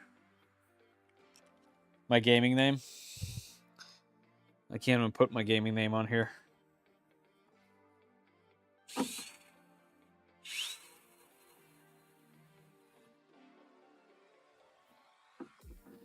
All right, let me make sure that I'm not over tightening any of this.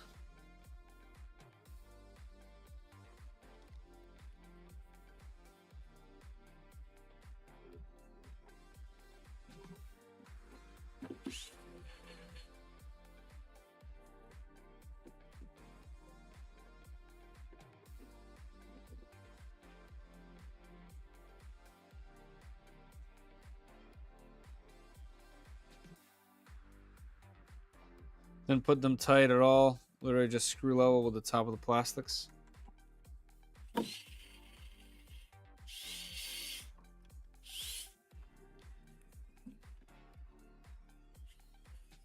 What the?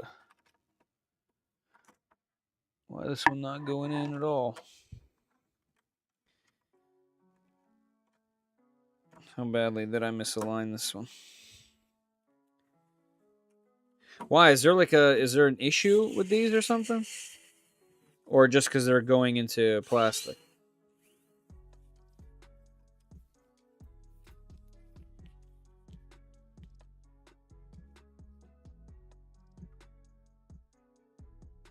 Huh, saw you, Rose. We get the margaritas. Nice.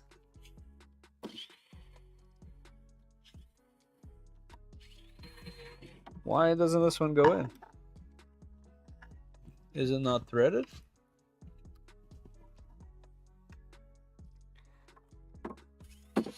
Oh, they're good. All right. As soon as I see tension, I'm just not doing it, but Literally right under the screws are capacitors. Oh. Well then. Yeah, 300 by 300 would have been nice. It would have been a different machine for sure. Probably in a good way too. But yeah, makes sense. This thing's pretty. It takes up the same amount of space as a 300 by 300 machine because of where the spools go and all that. 5 heads, yeah.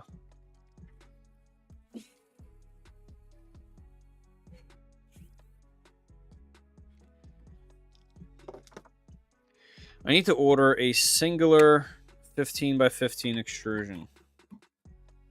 I need to remember to do it either tonight or tomorrow or something, so I have it. That way, I stop procrastinating on my tool changer Voron build.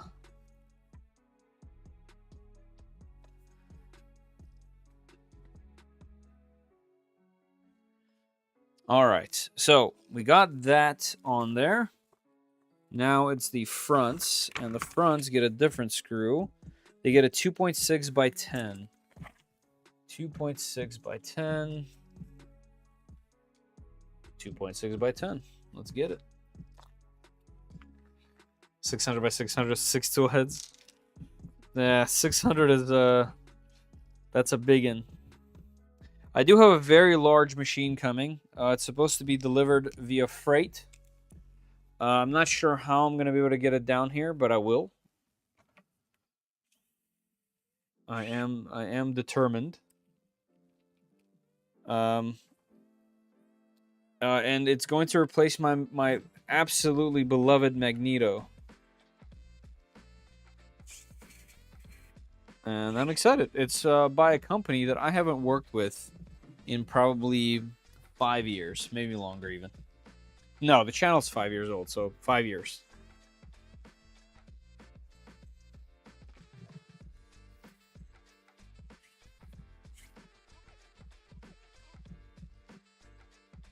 Elegoo Orange? No. Elegoo still has never returned. Well, not never.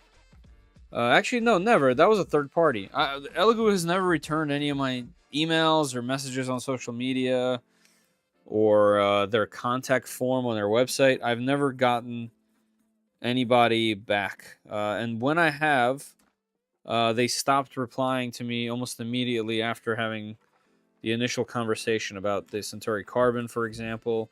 At one point, the what's it called? The Orange Giga was a conversation when it was first announced, but yeah, never heard back from anybody. That's the only them and Soval are the 2 companies. I think one of the reps at some point told me that they would send me a Centauri Carbon when it was first announced, and that rep was gone almost immediately. So yeah, I'm not sure if they blocked me or not. I don't know. I am a very small creator. I doubt they care whatsoever. So.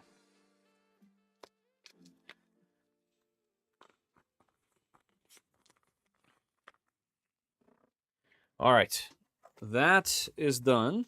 So far, so good. Let's see what's happening. All right, so just put them all in, repeat the steps, okay?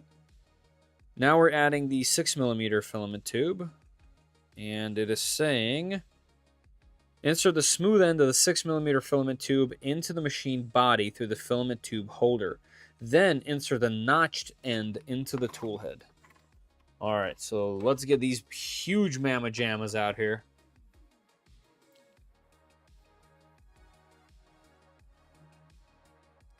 Elegoo does the old bait and switch with the DJI invested. Rat rig would be cool. Never talked with them, but I'd love a rat rig at some point. No, so it's not a rat rig. It's not a company that's very popular, and they've never made. Well, they used to, I guess, make large machines, but I've never had any of their large machines. Only their tiny machines. All right, so that is clicked into here, and this is notched. Is there any point to the notched part? Like, what's the point? Why are we putting the notched one in there?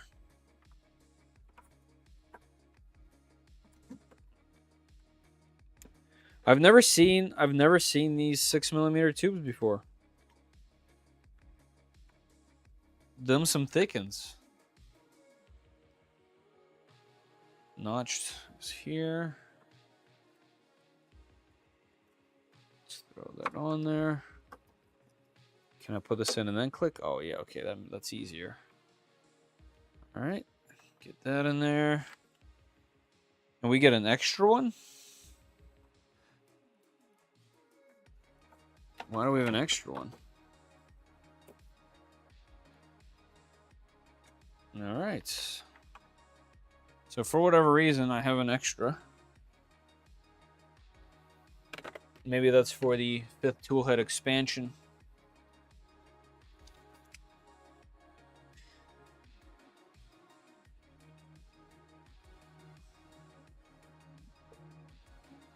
Thick is in.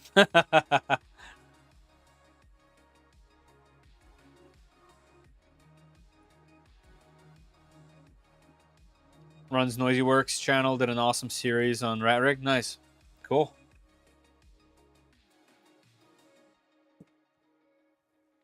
The nachos are for nachos. The Reverend. The Polymaker boxes come with 6mm tubes. Do they? I don't remember even. And I just used both my boxes the other day. They do.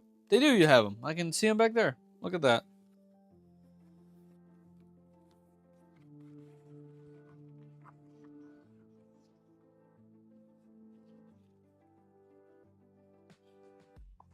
Nachos. That's right. Hey, Carl. What's happening? I see question marks from you. Did you ask a question up top or something? 6mm. Yes. 6mm tubes. These are 6mm. And the ones that are out back going to the filament spools are regular 4mm. All right, so let's see what else we got. So we did that. We installed the notched tubes. Okay, I don't want to remove that. No problem. Repeat the steps. Okay, we did that. All right, now we got clips. Use clips to secure the 6mm filament tube so the tool head cables. They get 3 clips. All right, so that's what makes it nice and neat. All right, where are the clips at? Screws. What kind of screws is this? Cable holder and M3x12 screws. Heater clamp spring. What's a heater clamp spring? I don't know. Somewhere in here, though. I do remember them. Oh, here they are, right? Nozzle cleaning brush and parking pads. Parking pads. I don't see anything about those yet. All right, there's a cloth, and then what is it? Under the great-grandmother's sweet spatula? Yep, I see clip. It's a very vast toolkit. Thanks for answering. Absolutely. Keep those baggies. I can still stuff with them. So can I. What are parking pads? I'm not sure. They're little rubber, some kind of little rubber pieces. All right, so let's go one here. Whoops. Let's go one somewhere here. And one at the tippity. One at the tippity top. Let's try that again. Bada bing, bada boom. Okay. Let me find the one I dropped. Gotcha. All right, let's keep her going. We're almost done. Guys, for those that are just jumping in or enjoying watching, if you're going to stick around till the end, Polymaker does sponsor my live streams with a filament giveaway at the end of the stream. There is a link that's pinned to the top of the comments on Kick, Twitch, and YouTube. So if you jump in there, you have yourself a chance to win. They do ship to anywhere in the world. It is not restricted by location, which is very unique. And I would love to give some filament away. This is the 115th giveaway of filament on the live streams. There was a lot more than that, but I started counting on Gleam specifically. So that's quite a lot of filament spools. There was a lot more that I used to send myself as well, and some with a previous sponsor as well. So it's a lot of filament that I've been giving away. And it's one of my favorite things to do. So definitely jump into there. Don't forget that one of the requirements is that you have to be subscribed on the YouTube channel. So if you're watching this on Twitch, you still have to go to YouTube and subscribe to the channel. They don't ship to PO boxes. I don't know that, but that could be true. That sounds like it's a possibility, but I'm not sure. Nice.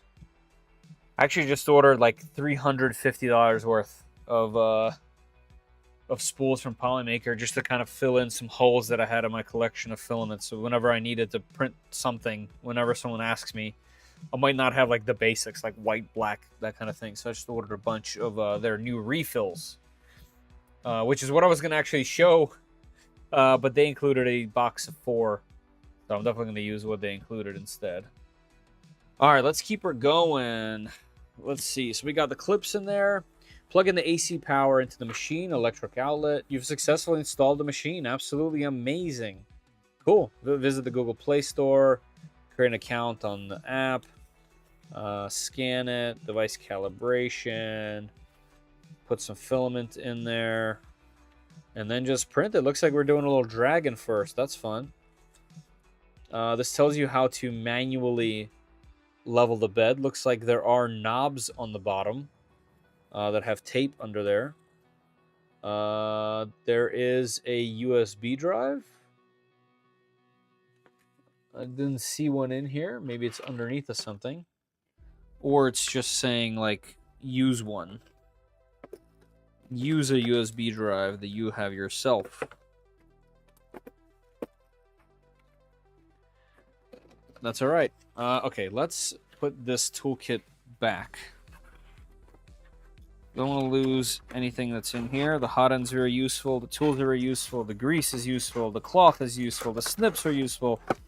Good stuff, Snapmaker. I like it. I like to see that. All right, we'll put this kit back together. Where's the lid? Here's the lid.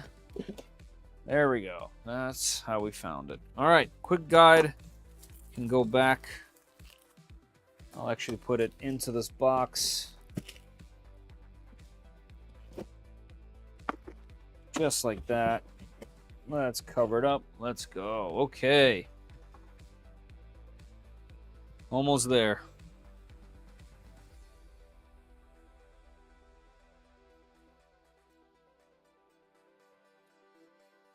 $6mm is pretty big for film. I wonder why they did that. Yeah, me too. I'm not sure. Like I said, I've never seen that before.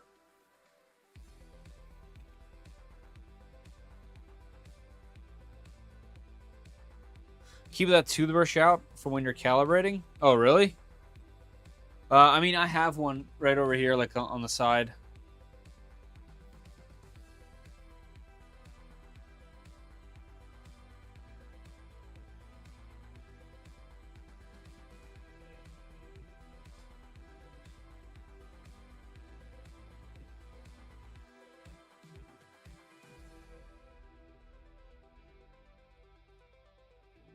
All right, let's do it.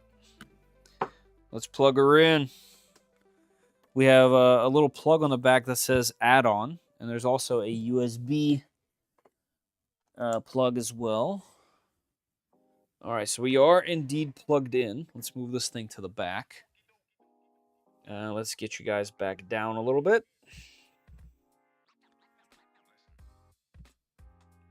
Let's rotate you this way. Sorry. Come on. There we go. We're getting closer. Come on. I'm making them nauseous over here. There we go. Okay. This. And let's face it. No, no, this is not a good view. Hold on. Wait for it. I'm going to rotate you again. Let's go this way. And then this way. Here we go, here we go, here we go. Okay. I want you guys to be able to see what this thing is printing and not be obstructed. All right. There we go. Not the prettiest view, but it's a view. And you get to see inside, and we can open this. There we go. All right. It is in the way of my drinks. Is there a 110 or 220 switch? Not anything easily visible. I would either have to take some cover off or maybe flip it upside down. I didn't see anything about that in the quick start guide. So I'm just going to keep going as if I didn't see nothing, because I didn't. And the next step that I was on was to turn this thing on. So that's what we going to do. All right, we got the stickers off. This is off. I don't think we need Allen keys anymore, so let me just clean my desk off here.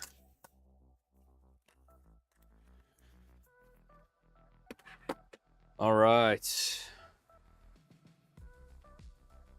You never answered my question. What is Kick? Kick is just another platform, just like Twitch or YouTube.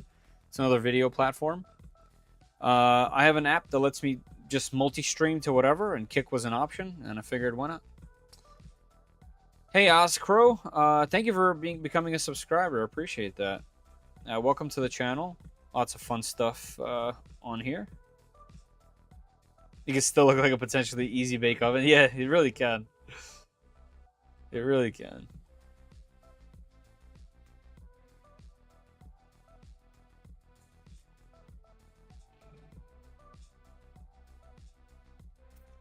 Needs a light bulb hotter than the sun, right? There is a lot of bots on Kick. My channel has zero traction on there whatsoever.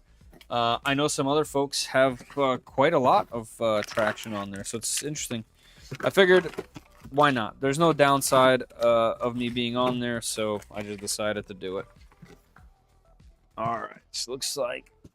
Okay, let's boot it up, and while it's doing its thing, we'll undo the filament and whatnot. So, here we go. First boot. You guys ready? Let's go. Click. Snapmaker. Quinn, I don't think it's articulating, but I don't know. I've never had a machine like this, so...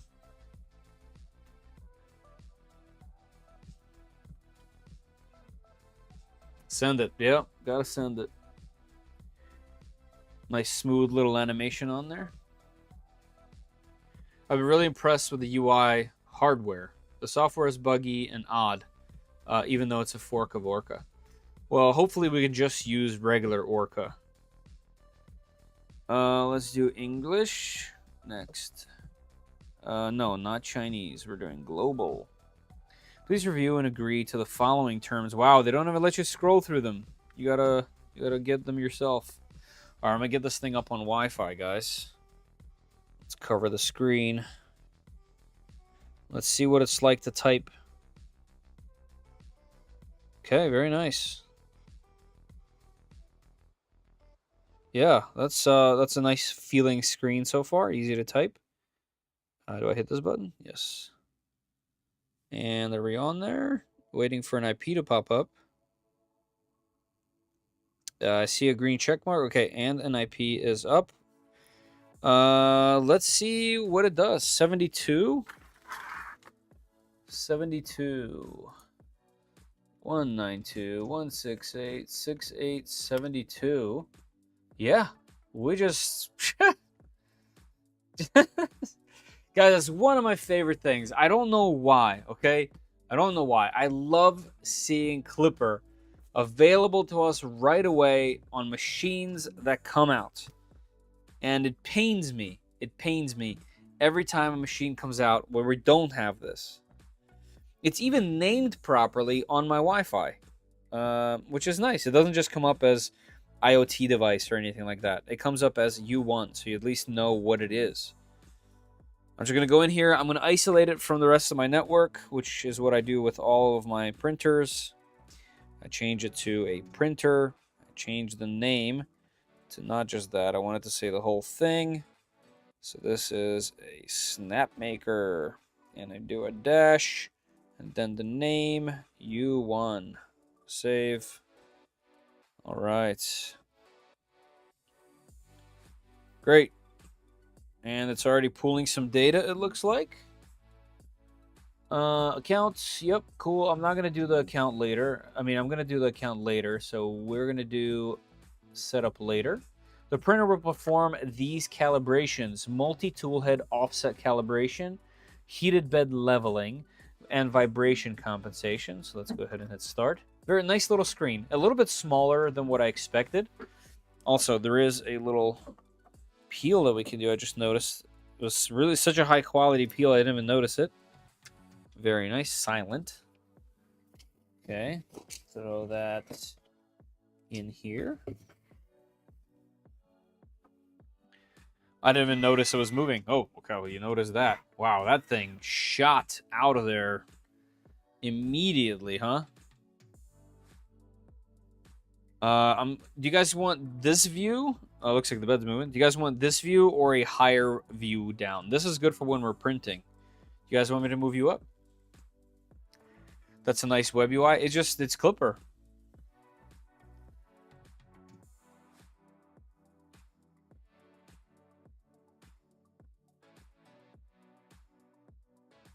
Oh, yeah, they're 3D printing houses everywhere.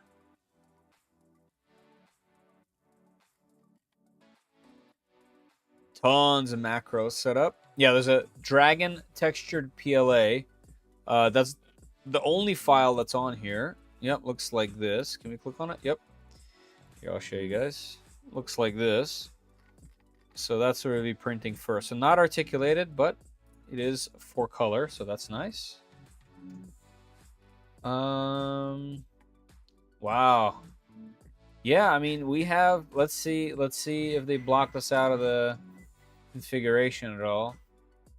Printer config? No, it's all here. All the tools are here. Oh man, so nice. So cool. Wow, yep. All the G code. And by G code I mean the macros, sensorless homing, everything. Fantastic. We got it all. Moonraker. No camera in a similar fashion to Creality. So we'll have to mess with that a little later. I would love for there to be a camera though. Let's see if it'll let us do the default like it typically does.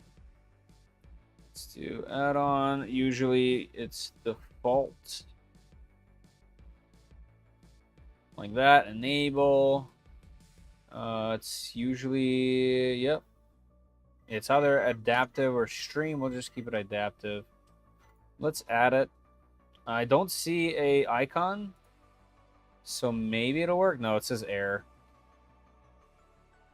There's probably a way to add it in here.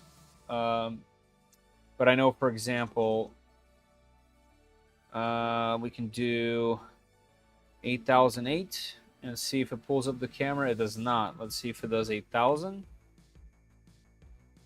It does not. Let's see if it does 880. It does not. Okay, so we can't get a full screen readout of the camera or the camera in here, but that's okay. I'll see if there's some way around it. Device calibration, cleaning nozzle. Clean the nozzle to provide a wire brush and maintain a clean docking position. Oh, that's why you told me to do that. Okay, cool. That nozzle's clean as a whistle. Yeah, no problem there. That's as clean as it gets.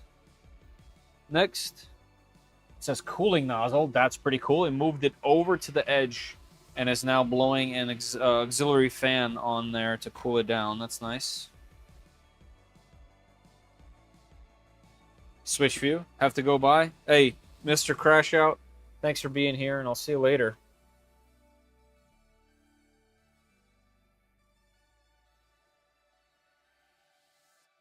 How about this? Might shake a little bit because it's very tall. And it is on the table with the Sprinter on it. You know what I mean? But this way, get to see it all.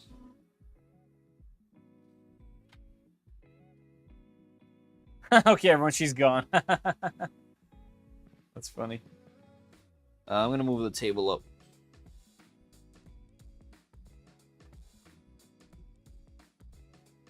And now this camera is blocking my face, so that's okay. Yeah, it's definitely going to move around a little bit. It is a really fast tool change. I was really surprised, actually. All right, looks like I got to clean this. No problem. These are not dirty at all. But I guess it's just training me. Oh, I see the parking pad now. That's on the bottom there. So we got replacements of the parking pads and the little cleaning brushes.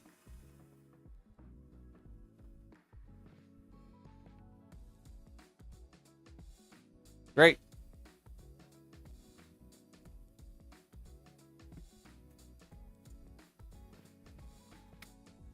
How do you get the K2 Pro nozzle light to work? I don't even know if there is one, to be honest. Can you respond to Dragon, please? I'll think about it. Where is Dragon?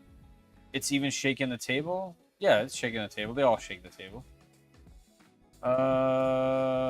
Did I miss something?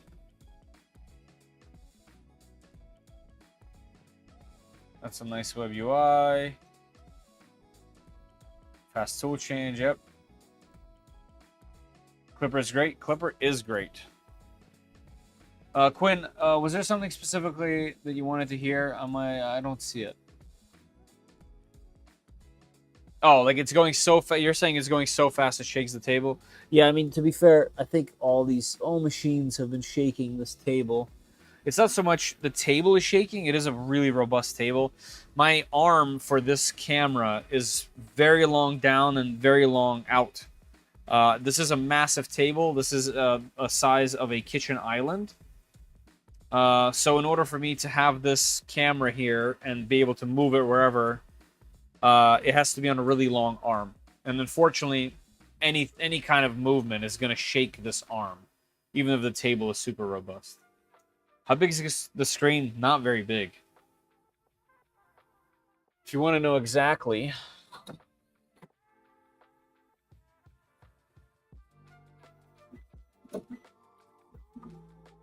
it is a 3.5-inch screen, or 90 millimeters. So not a very large screen at all. And that's okay.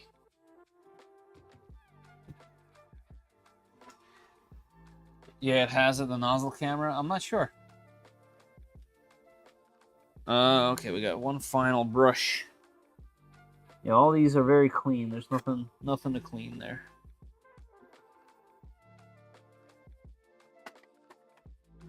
That is a cool little procedure, though.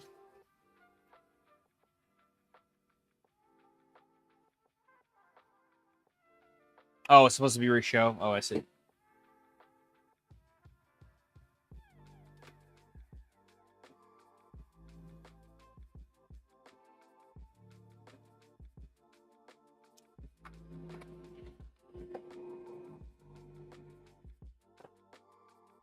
All right, so while it's cooling that nozzle, let's get this filament opened. That is a beautiful color, actually. Device calibration. Remove PI sheet before calibration.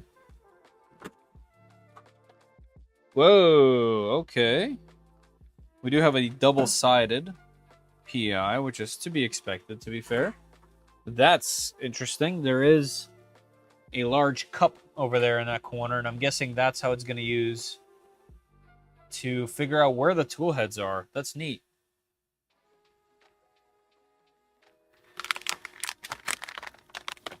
Texture both sides? Yes. All right, so this is called red, but it definitely is a little bit, has a little bit of an orange to it. On camera, it looks a lot more orange, but look at the smaller camera. Or this one. This one's more color calibrated. No, this one's very warm. Interesting. Okay, neither of my cameras are calibrated, so that's fun. But yeah, very nice, super, super bright and vivid red. Like that.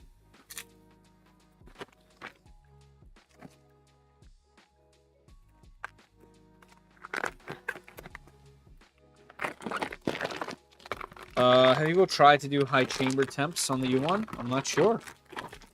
I'm not sure if anyone has put a heater in it. A nice yellow as well. Nice bright, vivid yellow.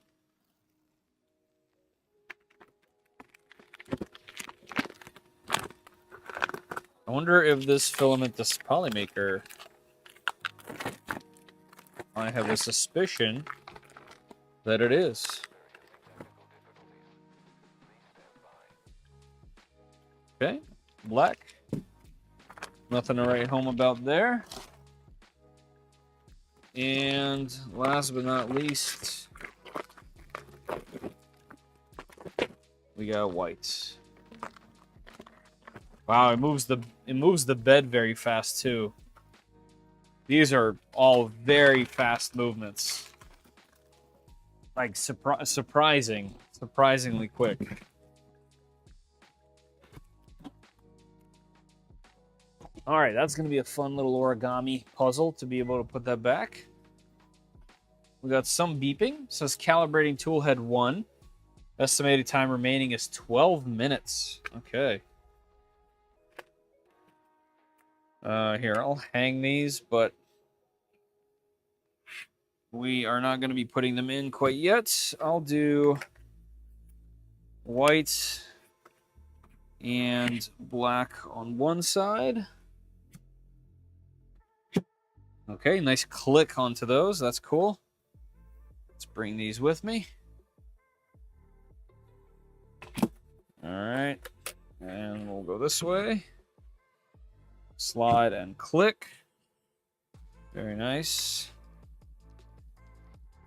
And let's get this out. This is going to go this way.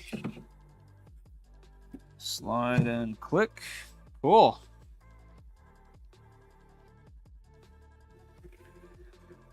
And this one I think I put on backwards. Should go this direction. Click. Cool. I like it. I like it. We'll check that out in a few minutes. It looks nice. It's a good quality looking machine. Is Snapmaker filament good? I have a hunch that it's actually Polymaker filament. In which case, yes. I think the hat they sell has a heater built in. Yuri.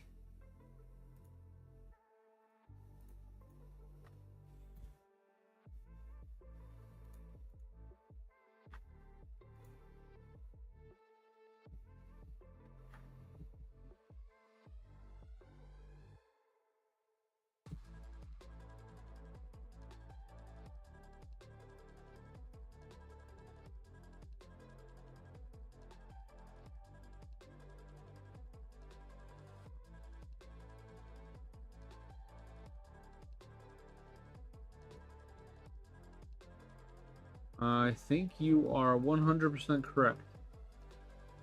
Whoa! Now that's a unit right there, boys.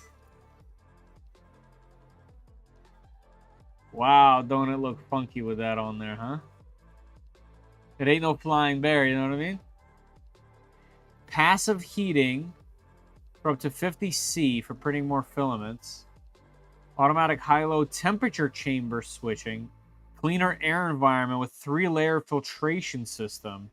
Reduces noise levels for quieter printing. Magnetic front door for effortless chamber access. Very nice. The final version of the U1 top cover might have slight differences from the pictures above. We'll update the latest. Okay, cool. Yeah. So that is filtration. But yeah, I mean, if you enclose a 3D printer, it should be able to easily get to 50.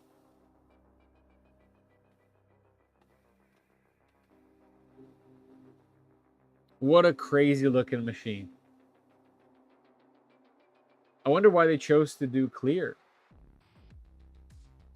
instead of, like, you know, white to match and then clear like this here.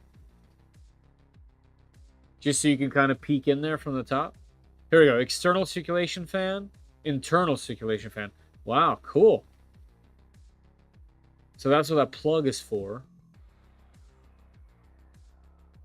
Interesting. Supports PA, PC, ASA, ABS, PET, PVA. Fantastic.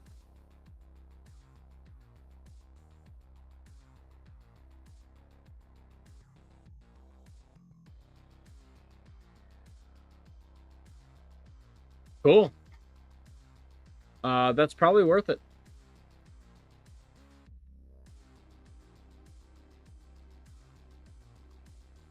Nice. Love seeing the extruders on here. Doing some probing.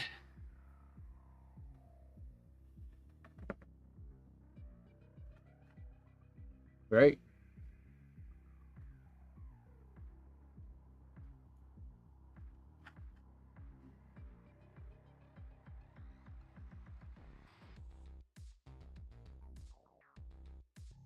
Better check out the IKEA cover mod for it. IKEA cover mod?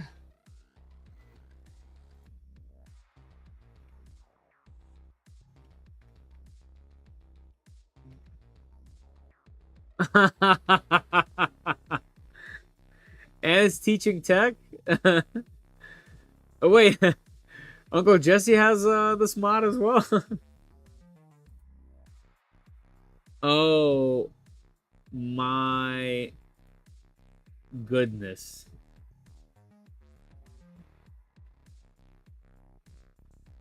That is the most ghetto fabulous thing I've ever seen. Oh my god. Here. That's kind of wild for a $1,000 machine, essentially. All right, that's nice. That's nice. Look at that door. Yeah, that looks good. I like that. Look at this thing. R2D2 open here. This is cool too. Interesting. I love this design. It's very fitting, actually. This looks like one of those carts from Satisfactory. Little small two-wheel carts. Hold on, I'll show you. Satisfactory cart.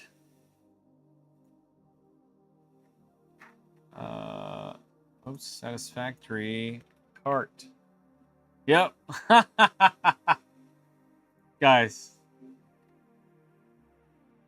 I introduced to you the Snapmaker U2. Check it out. Yeah. Okay. It's time to modify the Snapmaker U1 to turn it into the factory cart. 100%. No questions asked. That's next. Yeah, that's next.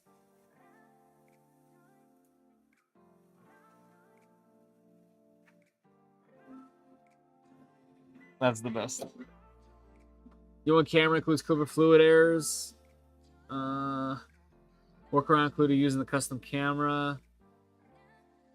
Your printer IP, server files, camera monitor, JPEG, or in Fluid or Flash custom firmware to enable proper. Oh, cool. Okay.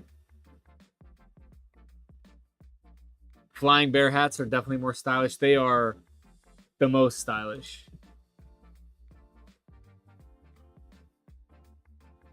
Nice. That's good to hear, that guy. Yeah, if it's proper, yeah, I agree with that. I agree with that as well.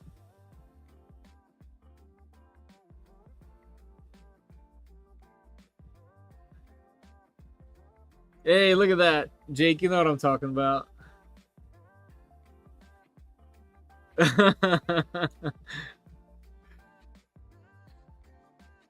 It is. Yeah, it is. I sunk a lot of time into that game. Red light flashes when the print finishes? Yes.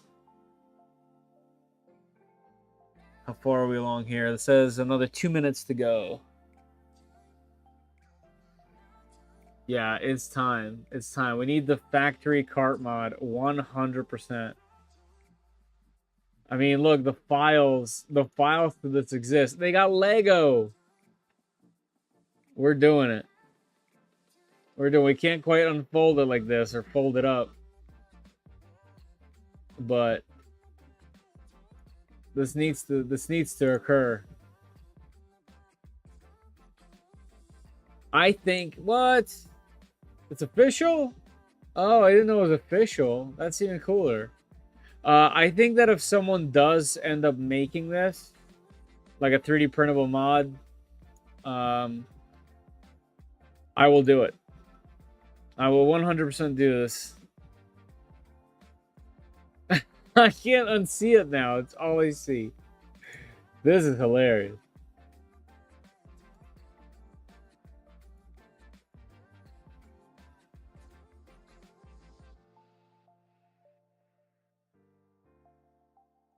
Oh, that looks good too. Look at that.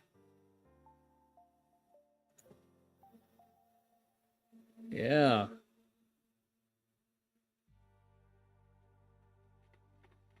Yeah, getting the acrylic sheets would be kind of interesting, but yeah, that's cool. Anyway, that was fun. All right, I saw that this thing went down. Let's see. Device calibration, multi-tool offset calibration completed.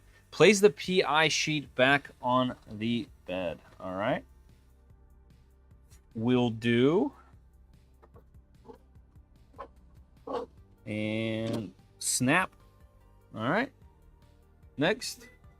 Heated bed leveling. All right, so threw that one off, and it picked up that. Man, it switches fast. It switches really, really fast. All right, we're going to do some bed stuff. Let's see if it does 3-point leveling. Does anyone know if this is 3 individual Z motors?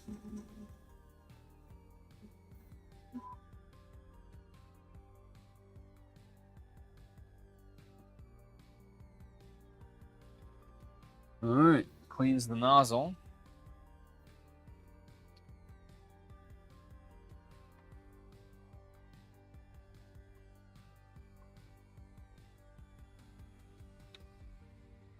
You will AV to do the cam after you stream, because you will AV after you start your PC. Oh, okay, yeah, restarting PC won't be a thing.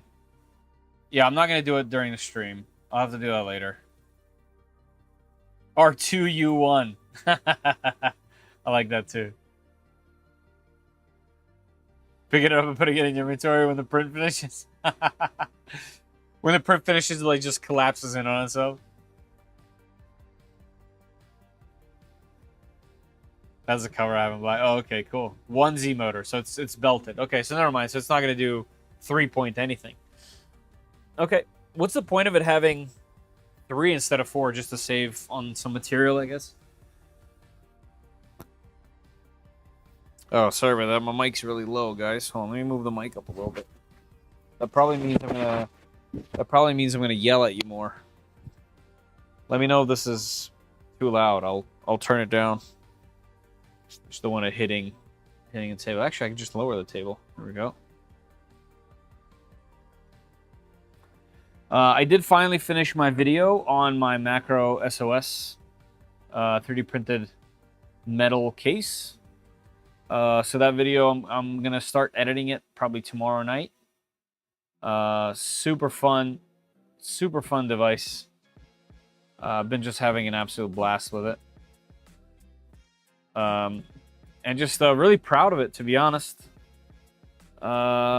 In fact, I don't know if you guys know the game Balatro. There is a Game Boy Advance detuned version. Of course, we have screen switching.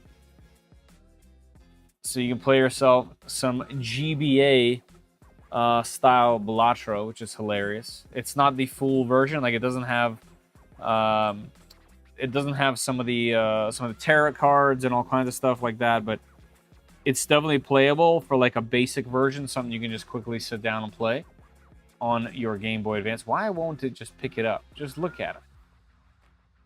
It's like not. It's like refuses to focus on this thing. Probably because of the LEDs or something like that. Anyway, this thing's been fun. I'm finding myself picking it up and just playing a game for a few minutes all the time. So it's a little distracting, but really fun. Play Sonic? Yeah, I have. It actually does. I'll show you. It not only does Game Boy. It not only plays DS games. It plays Game Boy Advance, Game Boy Color, Game Boy. But more importantly, it also does Nintendo and Sega Genesis. So if we turn on the Sega Genesis emulation and we pause for a minute there, switch screens, it'll let us go into here. Let's go to Sega Genesis. I got Streets of Rage 2, Vector Man, which I grew up playing on my fake Sega back in the motherland. Streets of Rage Bare Knuck. Streets of Rage 3. I got Road Rash 3, Sonic the Hedgehog 2, and Street Fighter 2. So we're going to do Sonic the Hedgehog. And check this out. Here's some info about it. Sega. The volume's all the way off. So yeah, we have literally Sega emulation on a handheld with original hardware. How cool is this? You guys remember the sound? Oh, yeah. Come on, the best. There we go. There's actually a secret that I just missed down there. I don't remember all of the things on this game, but I remember when I was young, I just didn't really fully comprehend this game. I just really liked going fast. And I guess that's what Sonic's all about, really. But there's a lot to these levels. There's multiple ways to go around, and there's secrets all over the place. And whoops, I keep missing that pad. Lots of things you can do. You can switch to play with what's her name? Knuckles? No, Knuckles is the other guy. Tails. And also, yeah, the screen resolution isn't perfect in the emulation, so you get a chance to move it left or right depending on how you want to play. I just usually just keep it in the center. How cool is that? How cool is that? The fact that it's original hardware, you know? So. Sega was life back in the 90s? Yeah. Yeah, it was. Let's see. Leveling in progress. We got 3 more minutes left in this.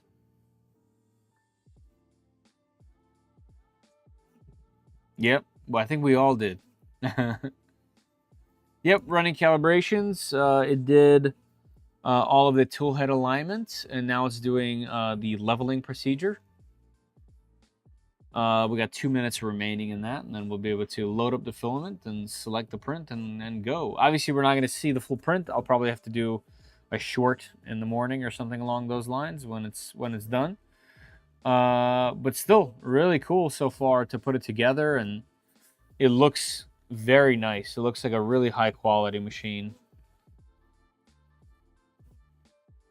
The shape is very interesting. The fact that it's like a rectangle instead of a square. Oh yeah, I just went to a computer museum here locally, and man, there was some beautiful Commodore stuff. And one of the original Pongs was not where you expect it to be. It was installed on a machine that could scan cat brains. And on that same screen, the developers put Pong on it.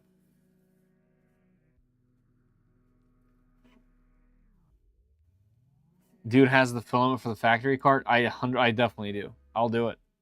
If someone designs it, this thing will turn to a cart, 100%.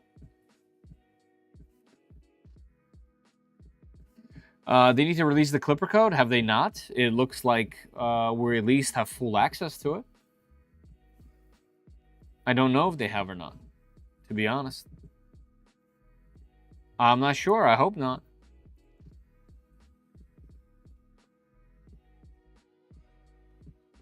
Feta, did you ever have a Dendy? I don't know what that is. Maybe that answers your question. What's a Dendy?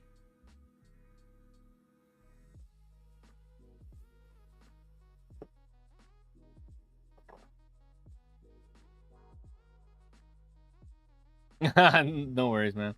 I'm scared to search this. Oh, wow. No, I'd never had one of these. Whoa. No, I had a fake Sega. Oh, is this it? I had so in Uzbekistan. It definitely wasn't this. It was a black console. I guess this is a black console. So I remember whatever system I have that was not Sega. It was literally some mock version of the one. But I played Vector Man. And that was one of my favorite games. That's a Sega game. So, Puma game system. I thought it was Puma. But I guess it's not Puma. Fake Sega game system.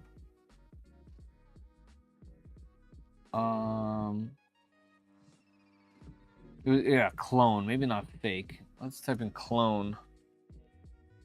I had some crazy clone way back in the day in the motherland. And I had Vector Man. That's fun. But I don't remember what it's called. I vaguely remember Puma, but I guess not. Like I remember it saying Puma.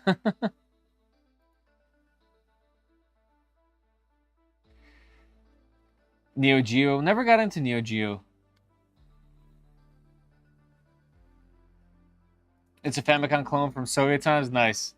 No, see, I think there is also a Sega version of that. And I had it. I definitely had one.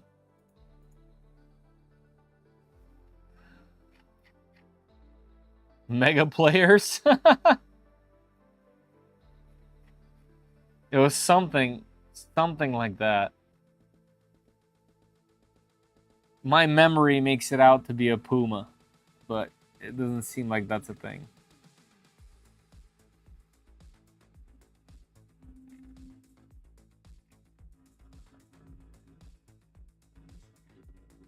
Can you get the print CFG file? Yeah, I showed it earlier. Here, I'll show it to you. Yep, we have full access. We got full access to the whole shebang. Yeah, man, everything's here.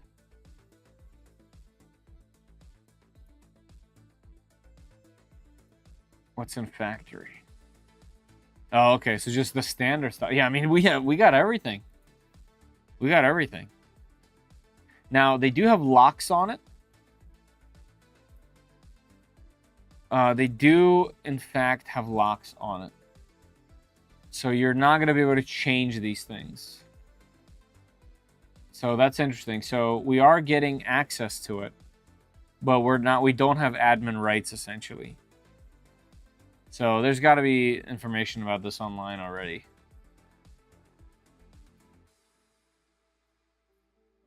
Nope, this thing's quiet. Is it done? Yeah, calibration complete. Next filament loading procedure will be completed in approximately 5 minutes. Okay, let's do it. Filament preloading. Install a spool shown. Okay, let's do it. Now let me decrease these. Let's throw in the white into 3. Okay, just picks it right up. Look how fast. Oh, you guys can't see how fast it. That is so fast. I think it immediately got stuck. It did, because I didn't put the PTFE in there far enough. And it immediately popped out. Let me make sure all these are in there. All right, we did it. That's okay. I messed that up. Let me try to remove it and put it back in. See what it does. All right, try again. There it goes. Man, that moves fast as I don't know what. Yep, I can see it right there. And now it's gonna hopefully switch gears and go slower, or what? No, that's as far. So it doesn't go all the way into the tool head. It stops right above it. All right, but it's saying that's considered loaded. Okay. Let's go to the next. I mean, it goes so fast.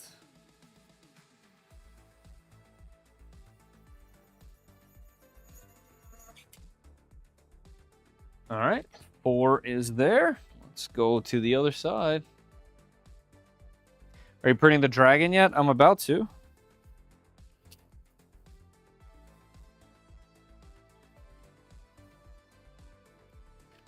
All right, here is the yellow. Man, that thing is chooching. This thing shows zero mercy. This is a very confident machine. All right, let's throw the red in there. Beautiful red, by the way. All right, red is in. How would it do TPU that fast? TPU would bind up there so quick.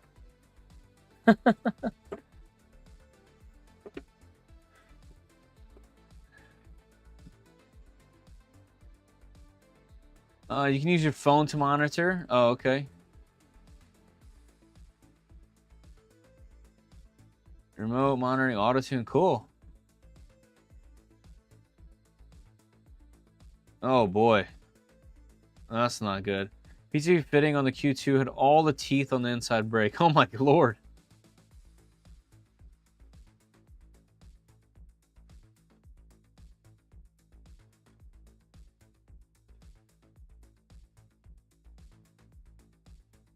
Maybe they changed it, but I think you have to enable advanced mode. Oh, okay. I haven't even gotten to the settings on the screen yet.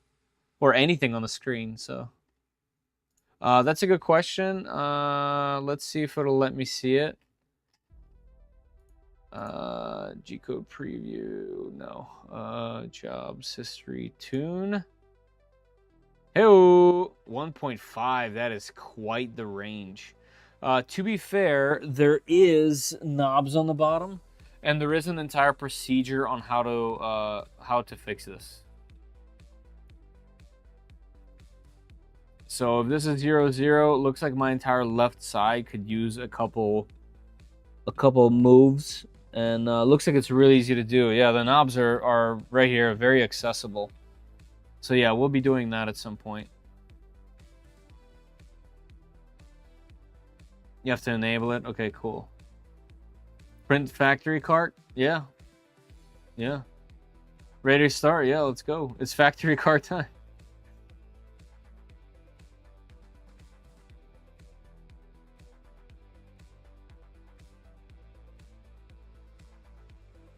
Enable advanced mode, disable auto feeders. Yes, it does. Ski slope bed, yeah. Snapmaker doesn't have spool inventory. What's the deal with the new style PCF feed tubing with the star shape inside?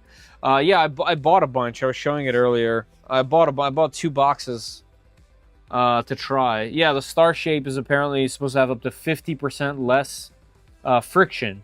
So for printers like the Chitty box with the Chitty Q2s and all those machines with the Chitty box, that might help a lot. So I'm definitely going to try it. All right, so this is all good. They're green. Official filament auto recognition after pre-uploading. Okay. Third-party filament manual. Okay. Yeah, sure, got it. It automatically discovered the colors because these are official, so that's great. Let's see what it's like to click. Okay, you just click it. And, well, it's predetermined, but... All right. Next, your printer is ready. Let's print your first model. Selecting the file, configuring colors. I like how far this goes. Very easy. Very easy to just follow this. Like I said, we haven't even gotten to what the interface looks like because we've been following this super easy tutorial. Yeah, there's a dragon on there. Let's do it. Here displays the preset filament for the model. It's saying PLACF. I guess it's just an example. There's 200 grams worth. Okay, so it somehow knows the amount, and then there's 1. Okay. Oh, it loaded in 1. Interesting. Are these weighed? How can it tell? How can it tell how much is in there? There is a scale of some sort. There's a sensor. So the dragon will take 3 hours. So we'll definitely have to see what that ends up looking like tomorrow. But yeah, 2, 4, 3. This is where you choose the different colors depending on what the model requires. It automatically chose the correct one, so that's nice. Let's hit next. Yeah, let's do the dynamic flow calibration, heated bed leveling, sure, and time lapse. Nah, we don't need a time lapse for this one. Print. Let's go. All right, and we're off to the races. It is looks like it is homing with the first tool head, and it is. I do got to note this, like on my Micron tool changer, I don't have switches either. And you notice how many times it homes? It's taking an average. I need to do that on mine as well, because mine right now does 1, and we're having trouble with it coming back onto where it's supposed to go. So I think I'm going to do the same thing here, is I'm going to have it home several times and take an average, and I think that will be how we'll be able to figure that out. So I just need to order a 1515 extrusion. In fact, if we go to Amazon here, I don't know if my account will be on here already. It is. So we need a 1515 extrusion. I don't remember the size, but I'll cut it down. Actually, it's probably worth knowing. So let's just quickly take note.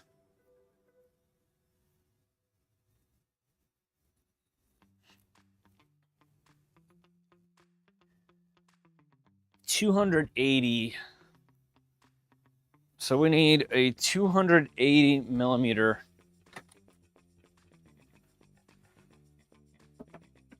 This thing is no longer following me because my face has been stuck behind this other camera. So I need 280. So 300 is probably good. The 300 millimeters. 8-piece 2020. No, I need 1515. There we go. 300, 1515. 4 pieces of it. 2020. No, I need 1515, guys. Looks like it's going to be slim pickings on here. All right, where was that one? 15, 300, and it's not prime, of course. Let's try T-slot. 2020, 1515. I just need black. Black, 1515. Nah, it's gonna be slim picking on here. All right, where is that one? February 7th. A little while, unfortunately.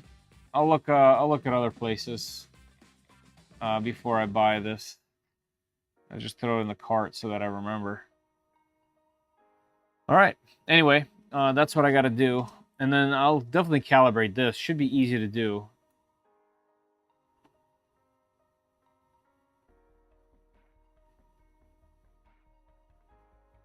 Yeah, they are more narrow for sure.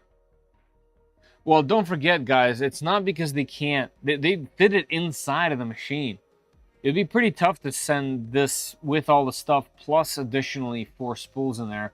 I'm surprised they even did this. I definitely will not be complaining about 500 kilogram spools.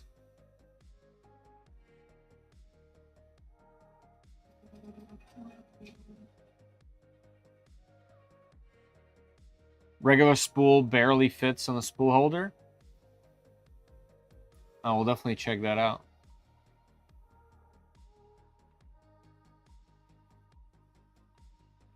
Yeah, I agree. I agree.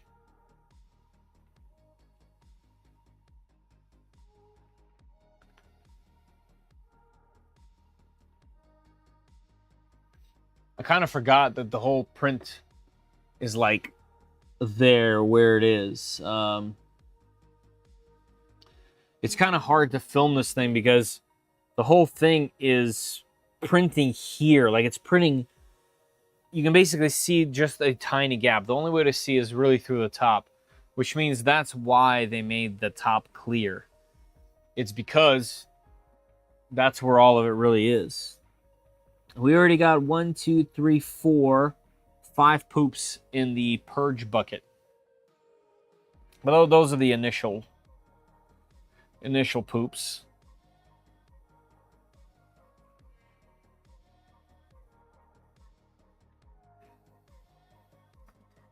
There we go. I got this thing even higher for a little bit more shakes. I could definitely move the machine some.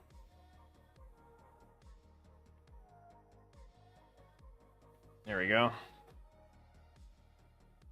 There we go. Looks like there's 2 LED bars. That's not bad.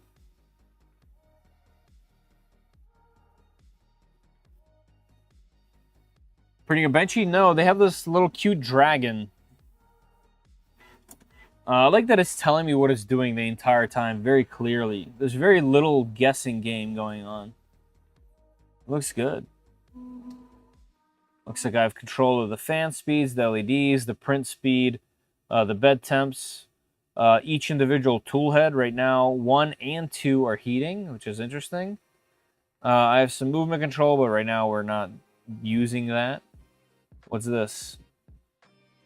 AI monitoring is enabled. Turning off the LED may reduce detection accuracy. Turn off anyway. No, so that's an LED light bulb button looking thing. Okay. Yeah, it says now the tool head number 2 is heating, it looks like. The bed's a 55C. Cool. Yeah, so I did have it set to do flow calibration because it's the very first print. Why not? So it looks like it is doing some pooping.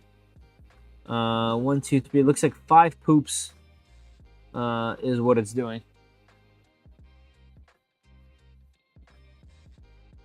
Pretty cool. Hey, going DH? Yeah. I'm pretty happy about it. We kind of hear it where it moves. Yeah, I mean, you can definitely hear it. That's for sure.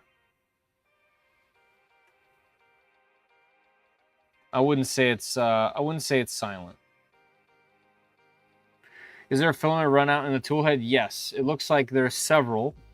According to the picture I saw, it was the tool head has a sensor and the side hubs have a sensor, the motors.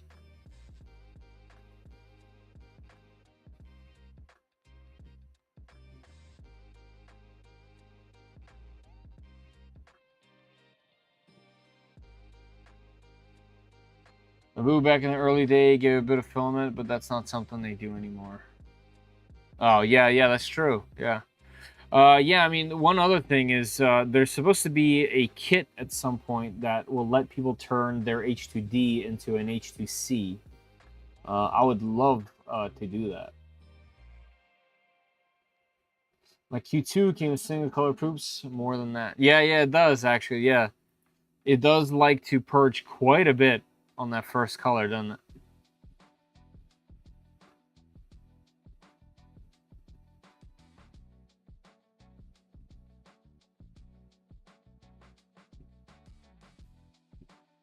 Definitely send me a pic of the dragon when it's done. I'm probably gonna do a short. So you'll definitely catch it on the channel probably tomorrow.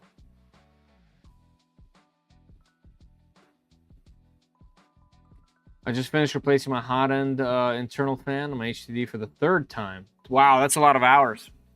Mine has just over 800. And I've had some clogs. I've had about 3 clogs on the extruder, not the hot ends, but the extruder, and mostly on the left extruder. Other than that, it's been really good. By the way, guys, there's about 15 minutes, a little bit more, but about 15 minutes left until we do the Polymaker filament giveaway. So there is a pinned comment on top of every platform that you can go to, and it'll take you here. Let's see how many people are entered.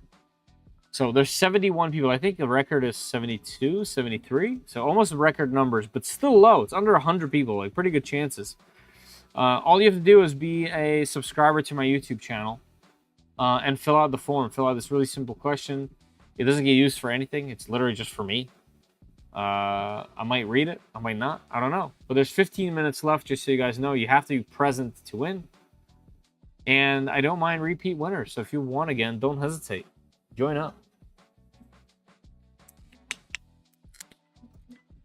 All right, Martin. Thank you for being here, man. I appreciate you every time. Thank you for your support. And have a great night.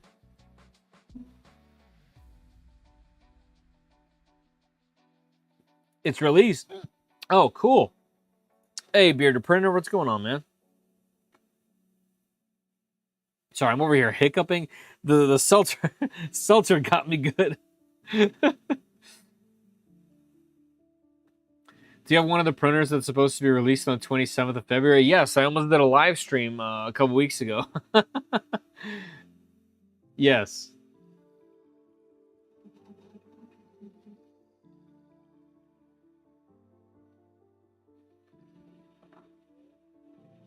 Oh, man. Yeah, I believe that. Their cables are impressive. Impressive. That thing is borderline alien technology.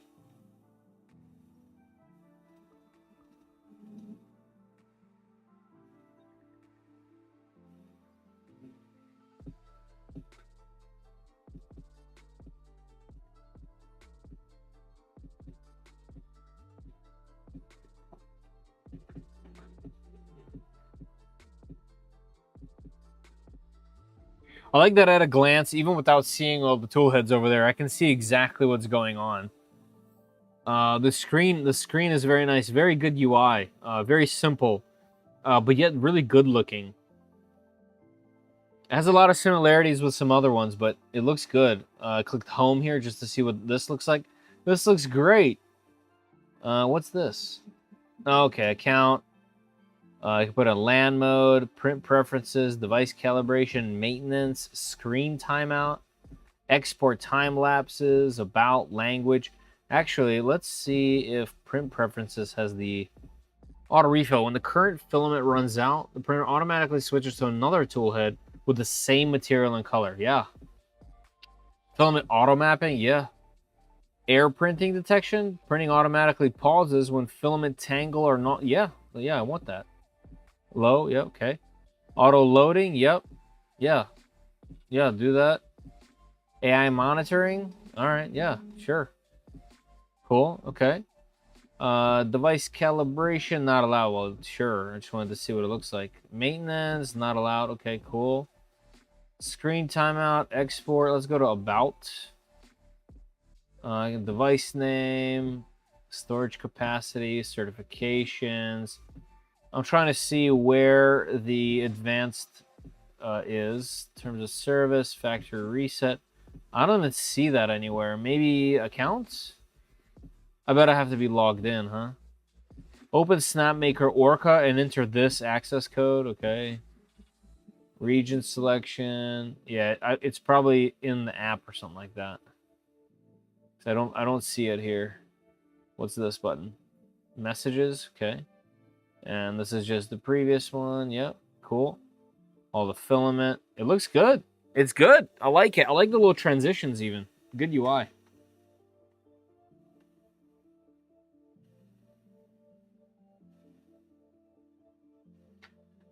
Yeah, how is it that some of that isn't on by default? I'm assuming it's a little bit more taxing on the system.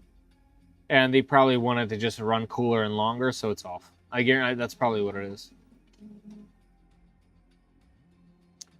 HFC upgrade is $800. Interesting. $800. So the upgrade kit for that machine is the cost of this machine. You don't need to be logged in.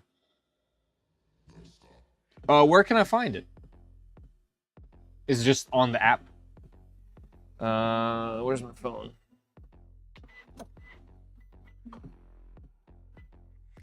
Do I have the Snapmaker app? No. Let's just grab it real quick.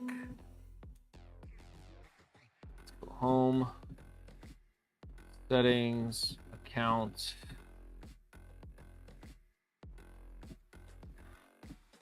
Nope. That thinks it should call that number. No, I don't want to call it. Oh, okay. That's just with the app. All right. Let's go to the App Store. And we need Snapmaker. All right. Getting that. Settings, maintenance, advanced. Oh, okay. So I can't click maintenance while it's printing. It quite literally just says you can't do this while printing. So that's why. But thank you. I appreciate that, Jimmy.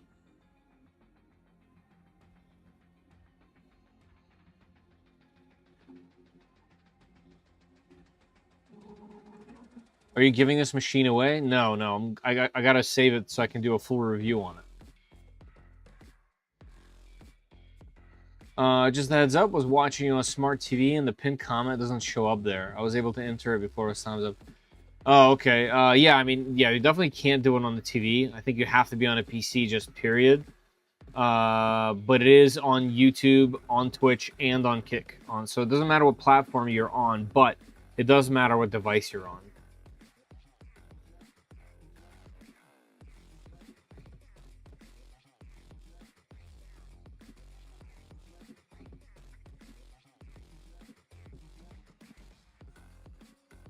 Are you talking about the game console? Nothing's pre-installed. This is a basically hacked up Nintendo DS Lite. So any games that are on here, you have to put on yourself, either with an R4 card or have like this, which is a Game Boy Advance cart. You can obviously put a easy, what are they called? Easy flash cart in there, and then throw it on there. But if that's what you mean. Android phones. All right, let's see. All right, we got the Snapmaker app, so let's open that. Allow, agree, allow. I don't know if I have a Snapmaker login, but let's create an account. How much time do we have? 10 minutes, guys. 10 minutes until the giveaway is over. All right, that's my email.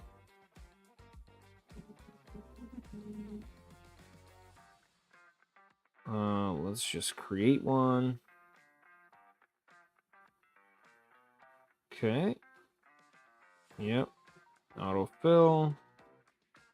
Autofill. Code. So the code is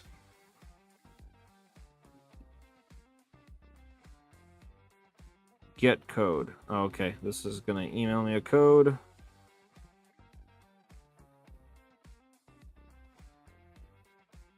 Wasn't I talking about Soval? Looks like they sent me something. Oh, they changed their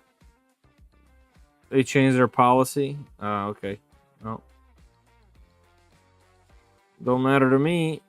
I don't have anything to show. All right, I read and agree. Scan QR code to bind. All right, we are bound.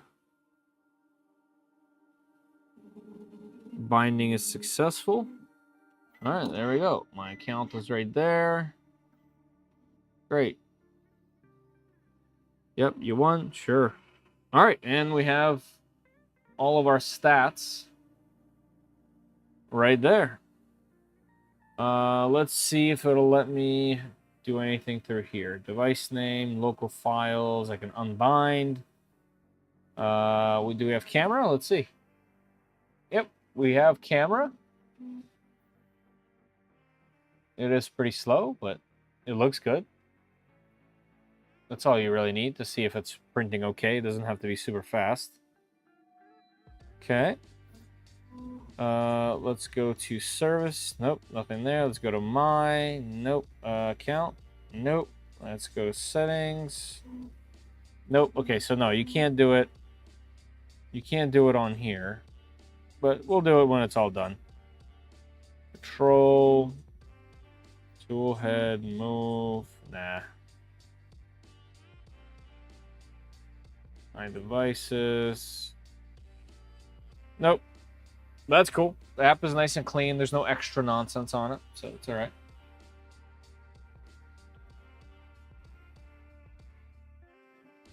Yeah, I have no room. I have no room. People excited? Yeah. Yeah, they are. It's a fantastic machine. It's an obvious game changer. All right, guys, we have 5 minutes left. 87 entries. This is the most we've done on the channel so far. We've been about in the mid-70s as a record, so pretty excited. Hope you guys are too. Guys, if you are interested in purchasing this machine or pre-purchasing, please consider using my link. As always, it is in the description right below the video. I obviously would really appreciate it.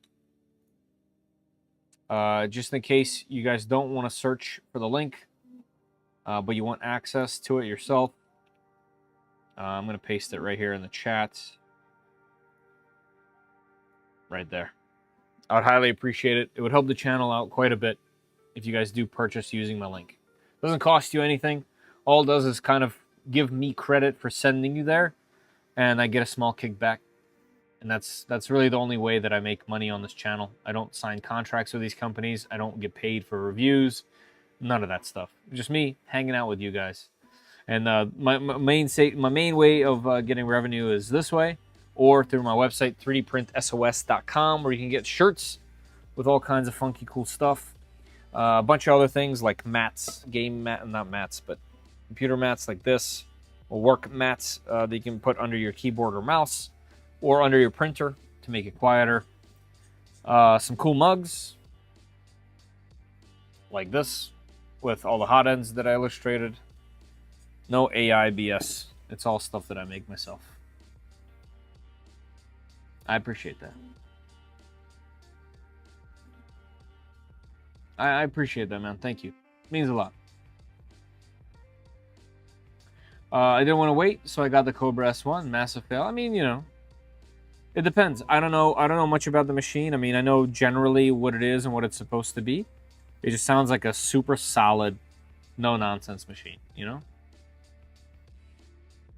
Hot in pajamas. Not a bad idea, to be honest. Oh, yeah. Oh, yeah. All kinds of stuff. It's fine. It crushes it.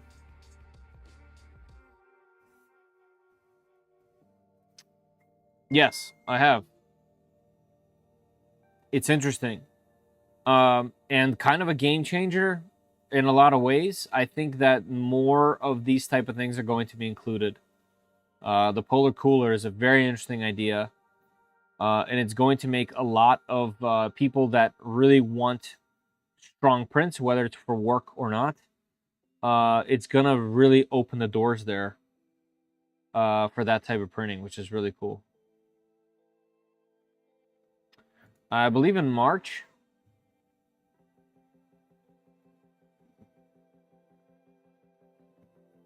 Hey, Unique Prince. It's going well, man. How are you? Thanks for popping in, man. Appreciate you. What's going on, Wave? Thank you for subscribing there. Welcome to the channel. Appreciate you.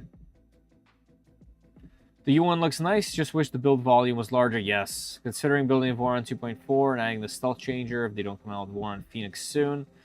Yeah, definitely. I mean, I have I have one of those projects. I did it with a Micron. I need a couple more streams to be able to complete it, but definitely doing a tool changer Micron on the channel with 3 tool heads.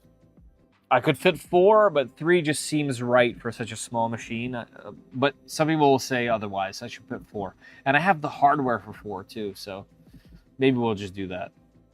But it has some issues. I need 2 things. I essentially need shorter, more compact front idlers. I need a 1515 to go across for holding the all the tool heads. And I need to work on my homing to be... I needed to do what this machine does. I needed to essentially home like 3-4 times and take an average instead of just once and then not being accurate. Because I definitely want to avoid switches if I can. Hey, Jack in the shop, what's up? We got 30 seconds left for those just popping in. If you guys want to get in on the Polymaker giveaway, you got 30 seconds left to click that link that's pinned in the top there. I do have it. I have been testing it for a few weeks, and I will continue to test it until I believe the end of next month.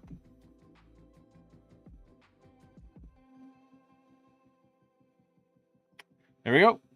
It's over. I have checked it out. I tried to send him an email way early on when it was first announced. I heard nothing back, so we might try again. Oh, we got our first layer down. I didn't even notice. Definitely took a while to get here, but, you know, not surprised with all these tool heads. All right, so we have a red little line, and now we're doing some yellow. So far, so good. So we started with toolhead 2, and then moved back to toolhead 1. And we're not going to use toolhead 2 or 3 for a little while until the head, right? So most of it's going to be yellow and red. And the fact that there's absolutely no poop outside of the initial calibration there, that's really cool.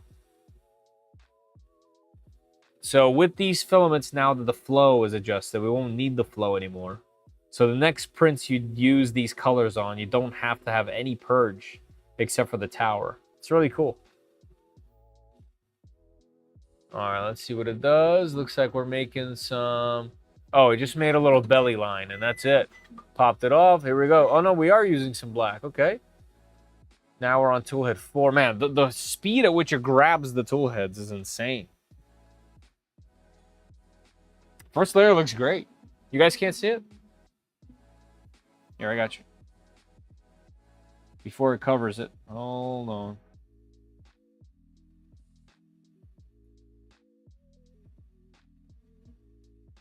Not going to be the highest quality because of the zoom. But pretty good. Here, I'll zoom out a little bit. Pretty cool.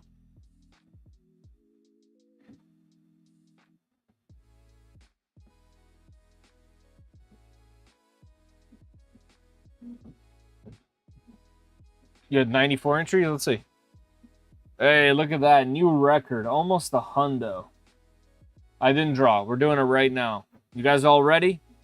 If you guys are ready, let me know in the chat and we'll pull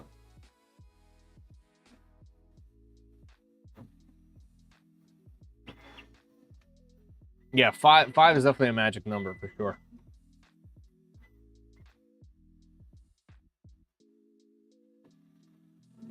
All right, let's do this. Oh, nice. It's all right, Lost. S1 Pro finally showed up today. Really impressed so far. Been a hefty printer. Not sure how they were making money at 500. Yeah, isn't it insane? The S1 Pro is an incredible machine. It's a damn refrigerator. Incredible. Wait another wait another hour or so, Pez. Love it. Love it. Nice, sir, because that's how you do it. Just get right in there, you know? All right. I wish you guys luck. I'm going to go to the other screen here, and we're going to go through Gleam.io and figure out the winner. All right, so let's draw a winner. What was the question? The question was how many tool heads is like the right amount of tool heads, and explain why. All right, so let's see. All right, we got a winner. The answer was 3 or 4. Gives you the option of multicolor with low waste or long runs without having to manually switch spools. I tend to agree. Personally, I think 5. So I run into when a lot of normal like this people, non 3D print people, ask me for some file or something to print. It's almost always 5. I don't know what it is, but it's almost always 5 colors. So for me personally, I probably would say 5 is the correct amount. But like I said, I am doing my own machine with 3. 3 gives you a little bit, but doesn't overcomplicate things, keeps things simple. So yeah, I think 3 for a smaller scale machine, but I think the proper like dream machine would be 5 spools. All right, let's announce winner with widgets. Announce with avatar. Boom! Congratulations to Bill W. Bill W. Congratulations on the win. Bill W. Are you in the chat? I believe I seen you on here. Ready Freddy, you said. Hey, thank you for that gifted sub. I appreciate that, Prince Creation. Thank you very much. That's very nice of you. Excel has 5. It is, but the price is, ooh.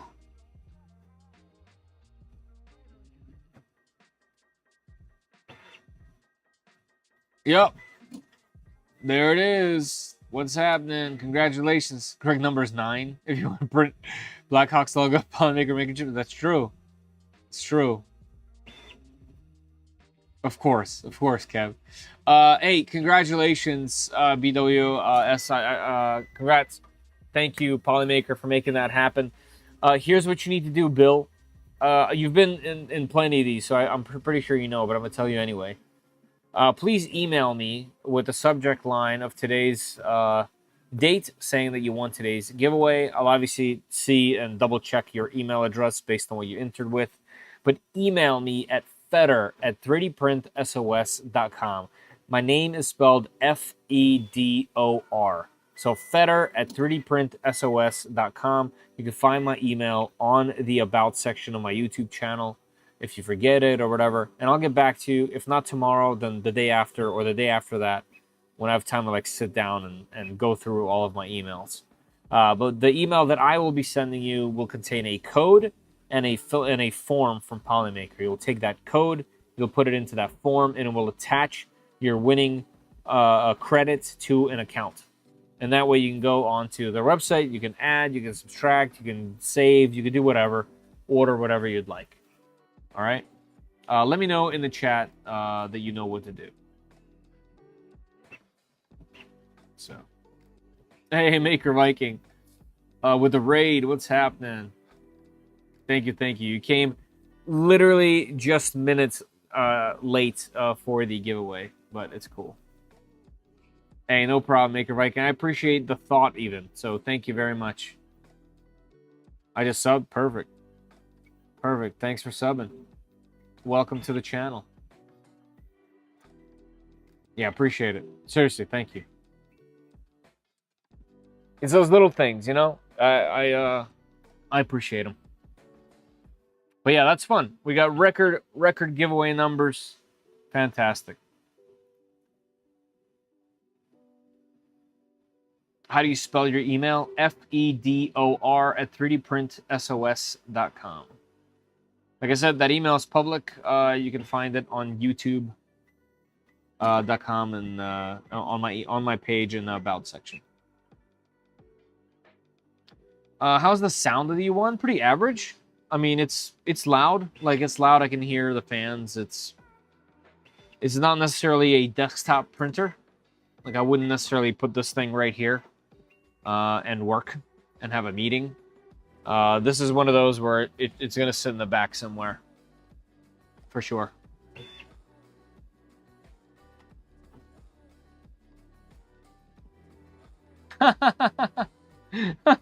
Better, like the Fed. But so much better. Wow. Wow. Remind me why I'm paying taxes. You know what, Kev? Actually, don't pay taxes. Just pay me. Let me be the Fed. All right? Let me be your Fed.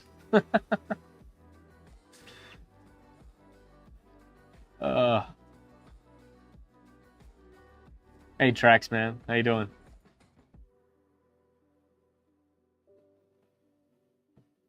Awesome. Yeah, no worries, man. Let me hear it. When are the giveaways? I usually do one at the end of every single stream. I try to stream once a week. I typically do Wednesdays, but I couldn't this Wednesday, and then this machine came in, and I couldn't hold back. So we did it on Friday.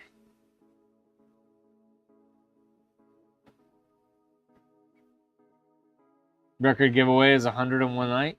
Hint, hint.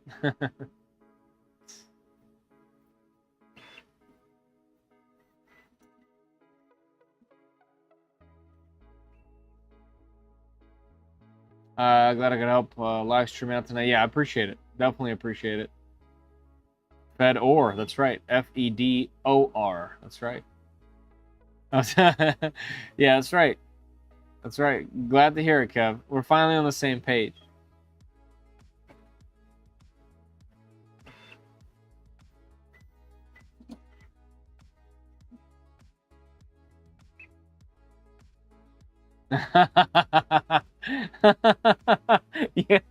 Yeah. Send me your W-2s, your K-1s, 1099s, whatever you got, man. Just send them my way.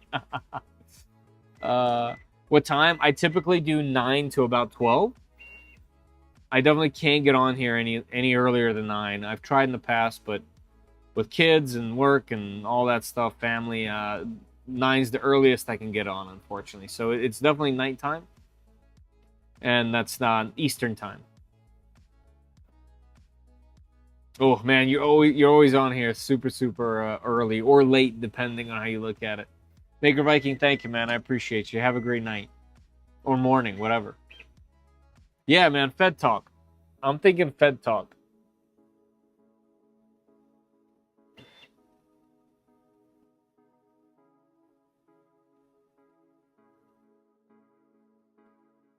Absolutely, AFM. Thank you for being here.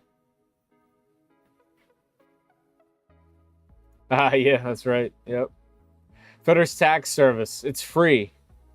Free tax service.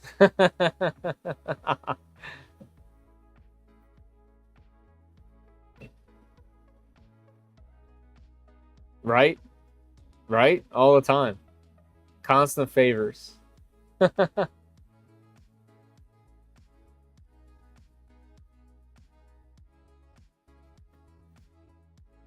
If money was no options and you had to buy a 3D printer to save your life, what printer would you buy? It's a good question. So it has to be something I buy. It can't be like a kit or anything like that. Yeah. I'm thinking literally this, and I can make it look really similar to TED Talk. I have a bunch of topics from these giveaways. I'm thinking about having those as topics and talking points. Whoops, and we'll just go from there.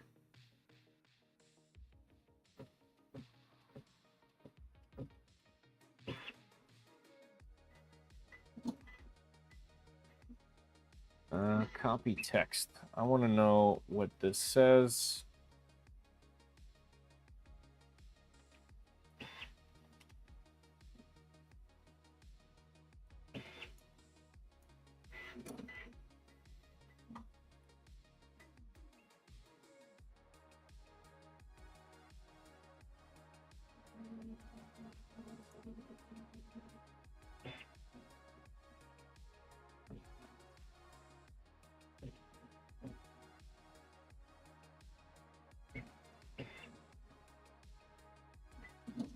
What is going on here? What does this say? Oh, text. There we go. I bought one and I'm waiting for it. It should arrive in March. Nice. Sorry, I had to use translator to understand. But yeah, cool. Yeah, it's gonna be good. But yeah, if it wasn't like a kit, man, probably the H2D or H2C. Maybe even the XL. It would have to be a large machine with multicolor, so I can kind of print anything that I wanted. The XL has kind of a funky enclosure. And the index version of the Core 1L is not out yet. The K2 Plus is good, but could be improved in different areas. FL Sun's nuts, but no multicolor. I love my Vorons, but they're Vorons. You have to build them. So yeah, it'd probably be H2D or H2C. Hey, Motley, man. You know, you're a second person today to say that, but it's always really nice to hear and see somebody come back from all those years ago. So I appreciate you coming in and saying it. Thank you very much. Simple and easy to fix. Getting close to 7,000 hours on my X2. Wow, what an OG. Congratulations on keeping those machines running. That's fantastic. Really, that's great.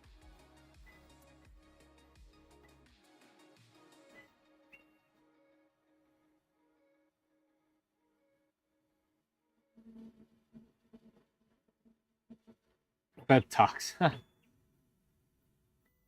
What nozzle are you running in the Core 1? Just the stock nozzle for me. Hey, have a great night, Batman. Thank you for being here. Appreciate your support, man. Yeah, I'm gonna try to. I would love to, yeah.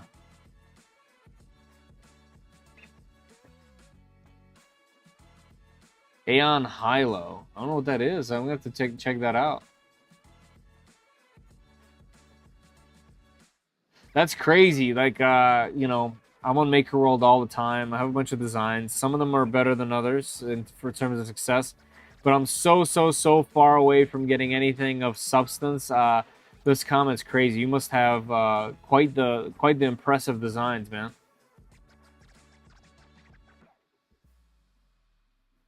Yeah. I use translator to figure that out. That's great. I see what you did there.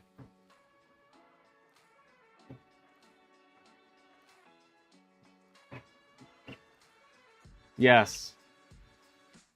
It is. Yeah, it is. Except for the clogs on the extruder. But, you know, what machine doesn't?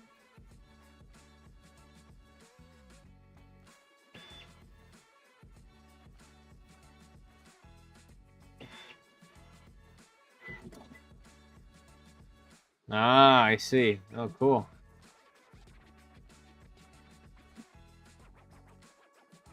Yeah, if you guys aren't following Pezlas, what are you even doing? You guys think you like 3D printing or something? Nah. Follow.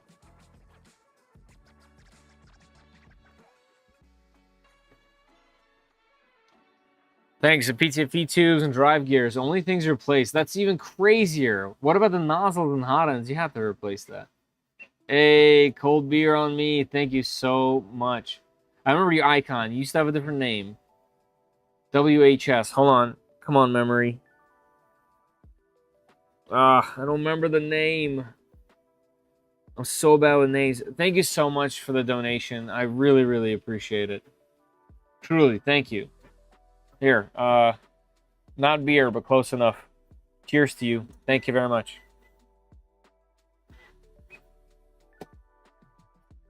I have owned, let's see, I've had 2+3s. I've had the Smart 3, but never got a chance to use it. I've had the +4, the Q2, the Q2C, the unreleased machine, the Q1 Pro, So I've had 8.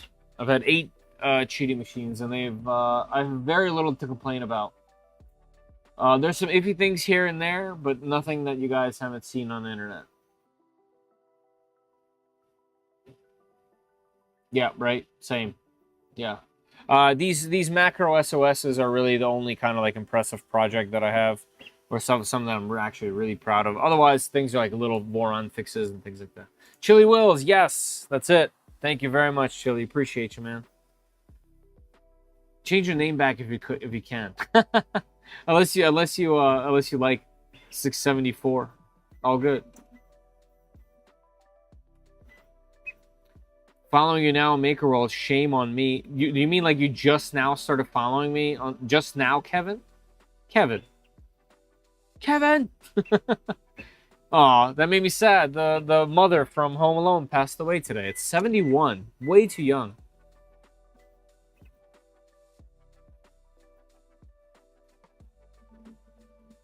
They do. They really do, that taco guy. Their engineering filaments are awesome. I actually just got one in yesterday or 2 days ago. The PAHT, is that what it's called? But yeah, I'm really looking forward to using it. They have their PPS CF is really cool. Their TPU Arrow is also really cool.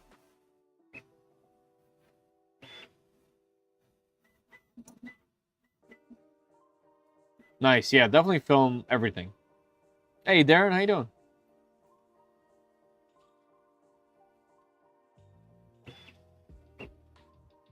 Oh man, yeah, my buddy Vadim has one of the Pantone books. They're not cheap.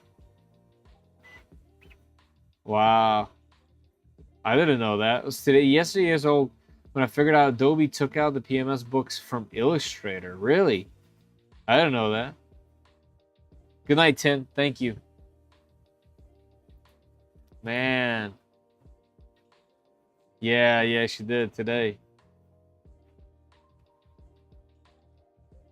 Yeah, there is a bunch of new K1 Max updates. Here's the thing though. I'm out of space. And with machines like this coming in, I probably can't hold on to the beloved K1 Max. I have to make some rash decisions on what I'm keeping and what I'm not. And obviously, printers like this just kind of outclass it by a little bit. So I might not be able to. I really want to, but I might not be able to, because if I'm going to tinker on a machine, I'm going to build a Voron, because they are also collecting dust, and I'm trying really hard not to take those off the shelf. You know what I mean? Yes, their ABS GF25, their purple is amazing. That's what I used on the K1 Max. Everything on there is that ABS GF25. It took 2 spools.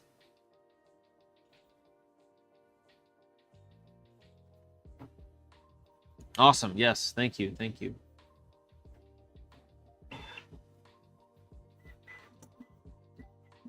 Yeah. Apparently, some folks are getting them already, but it's really just here and there. No one's getting any answers from emails. I haven't myself. I obviously tried to get a hold of them on several occasions with no luck. Yeah. Cool. We're looking good.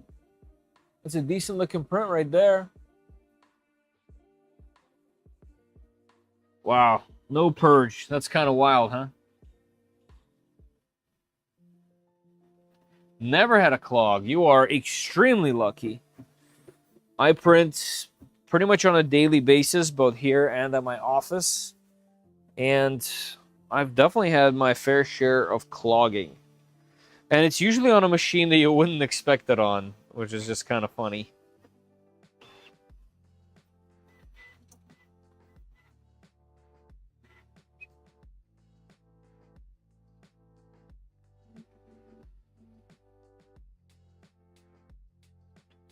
Wow, yeah. Ah.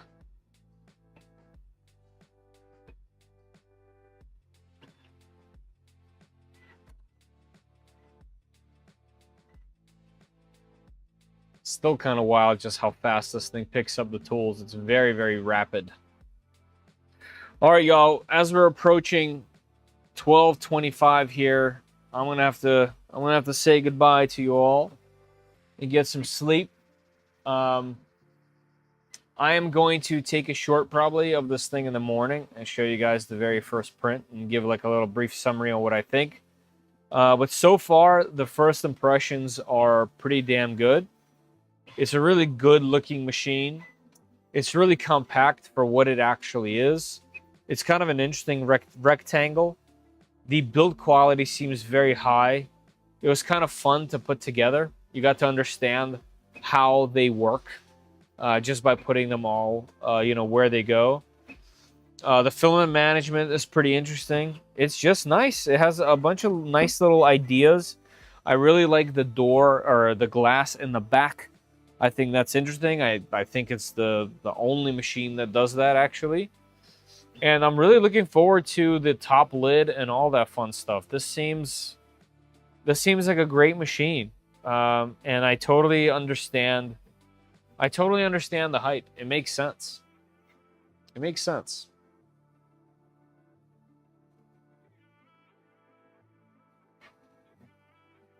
Pawpaw Prince, that's right. It's the best when you make stuff for kids. It really is. It's the best. Looks like Adam for raid. Cool. Thank you, Tulsa. I appreciate you doing that, man. Thank you. Because I would have forgotten completely. Spokojnej noci, man. All right, let's do a raid on Twitch before we fully call it. Here, let's see.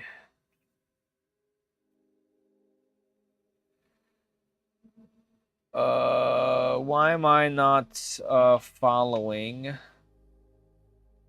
Isn't Terry Carbon a good printer? I don't know. I've been trying to get a hold of it forever. Like I said, Elegoo and Stovall are the two only companies that have completely ghosted me.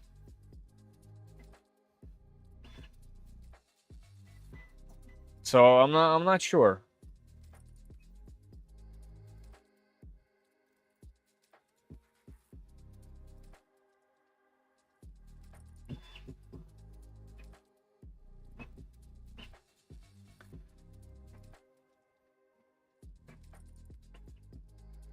Where did you go?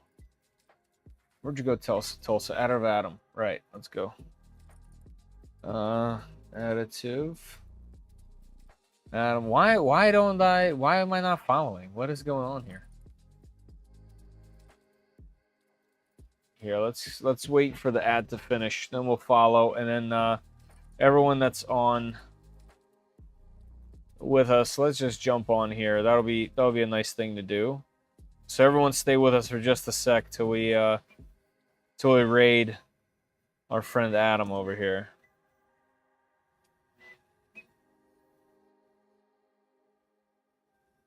Come on, ads. We have another ad, of course. Another keep count plan celebration for your 100th printer. Yeah, we're at 80. What did I say? 86, somewhere there. I'll definitely try to make some kind of thing out of it. That's for sure. Do you think artillery will still exist? Yeah, I think so. Still stuck to ads? Yeah, I mean, I'm stuck in the ads. Oh, beer printer is already in there. And reprinted.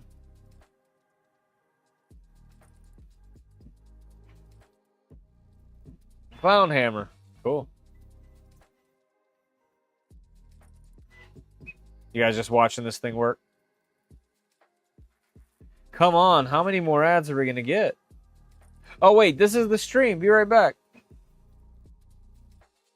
Taking a short break. Stay tuned. All right, well, we'll do a follow.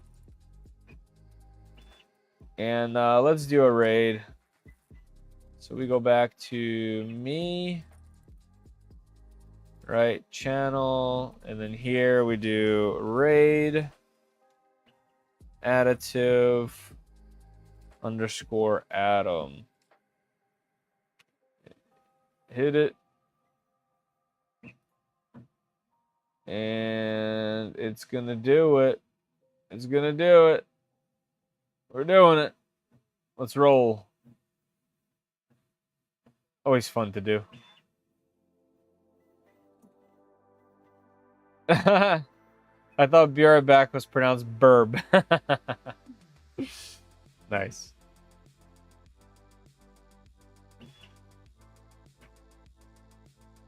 Oh, and there he is. And he's back. And he has some ferrets. We got ferrets on the screen. That's fun. Yeah. All right, everybody. I'm going to call it here. Guys, check out his stream as per usual.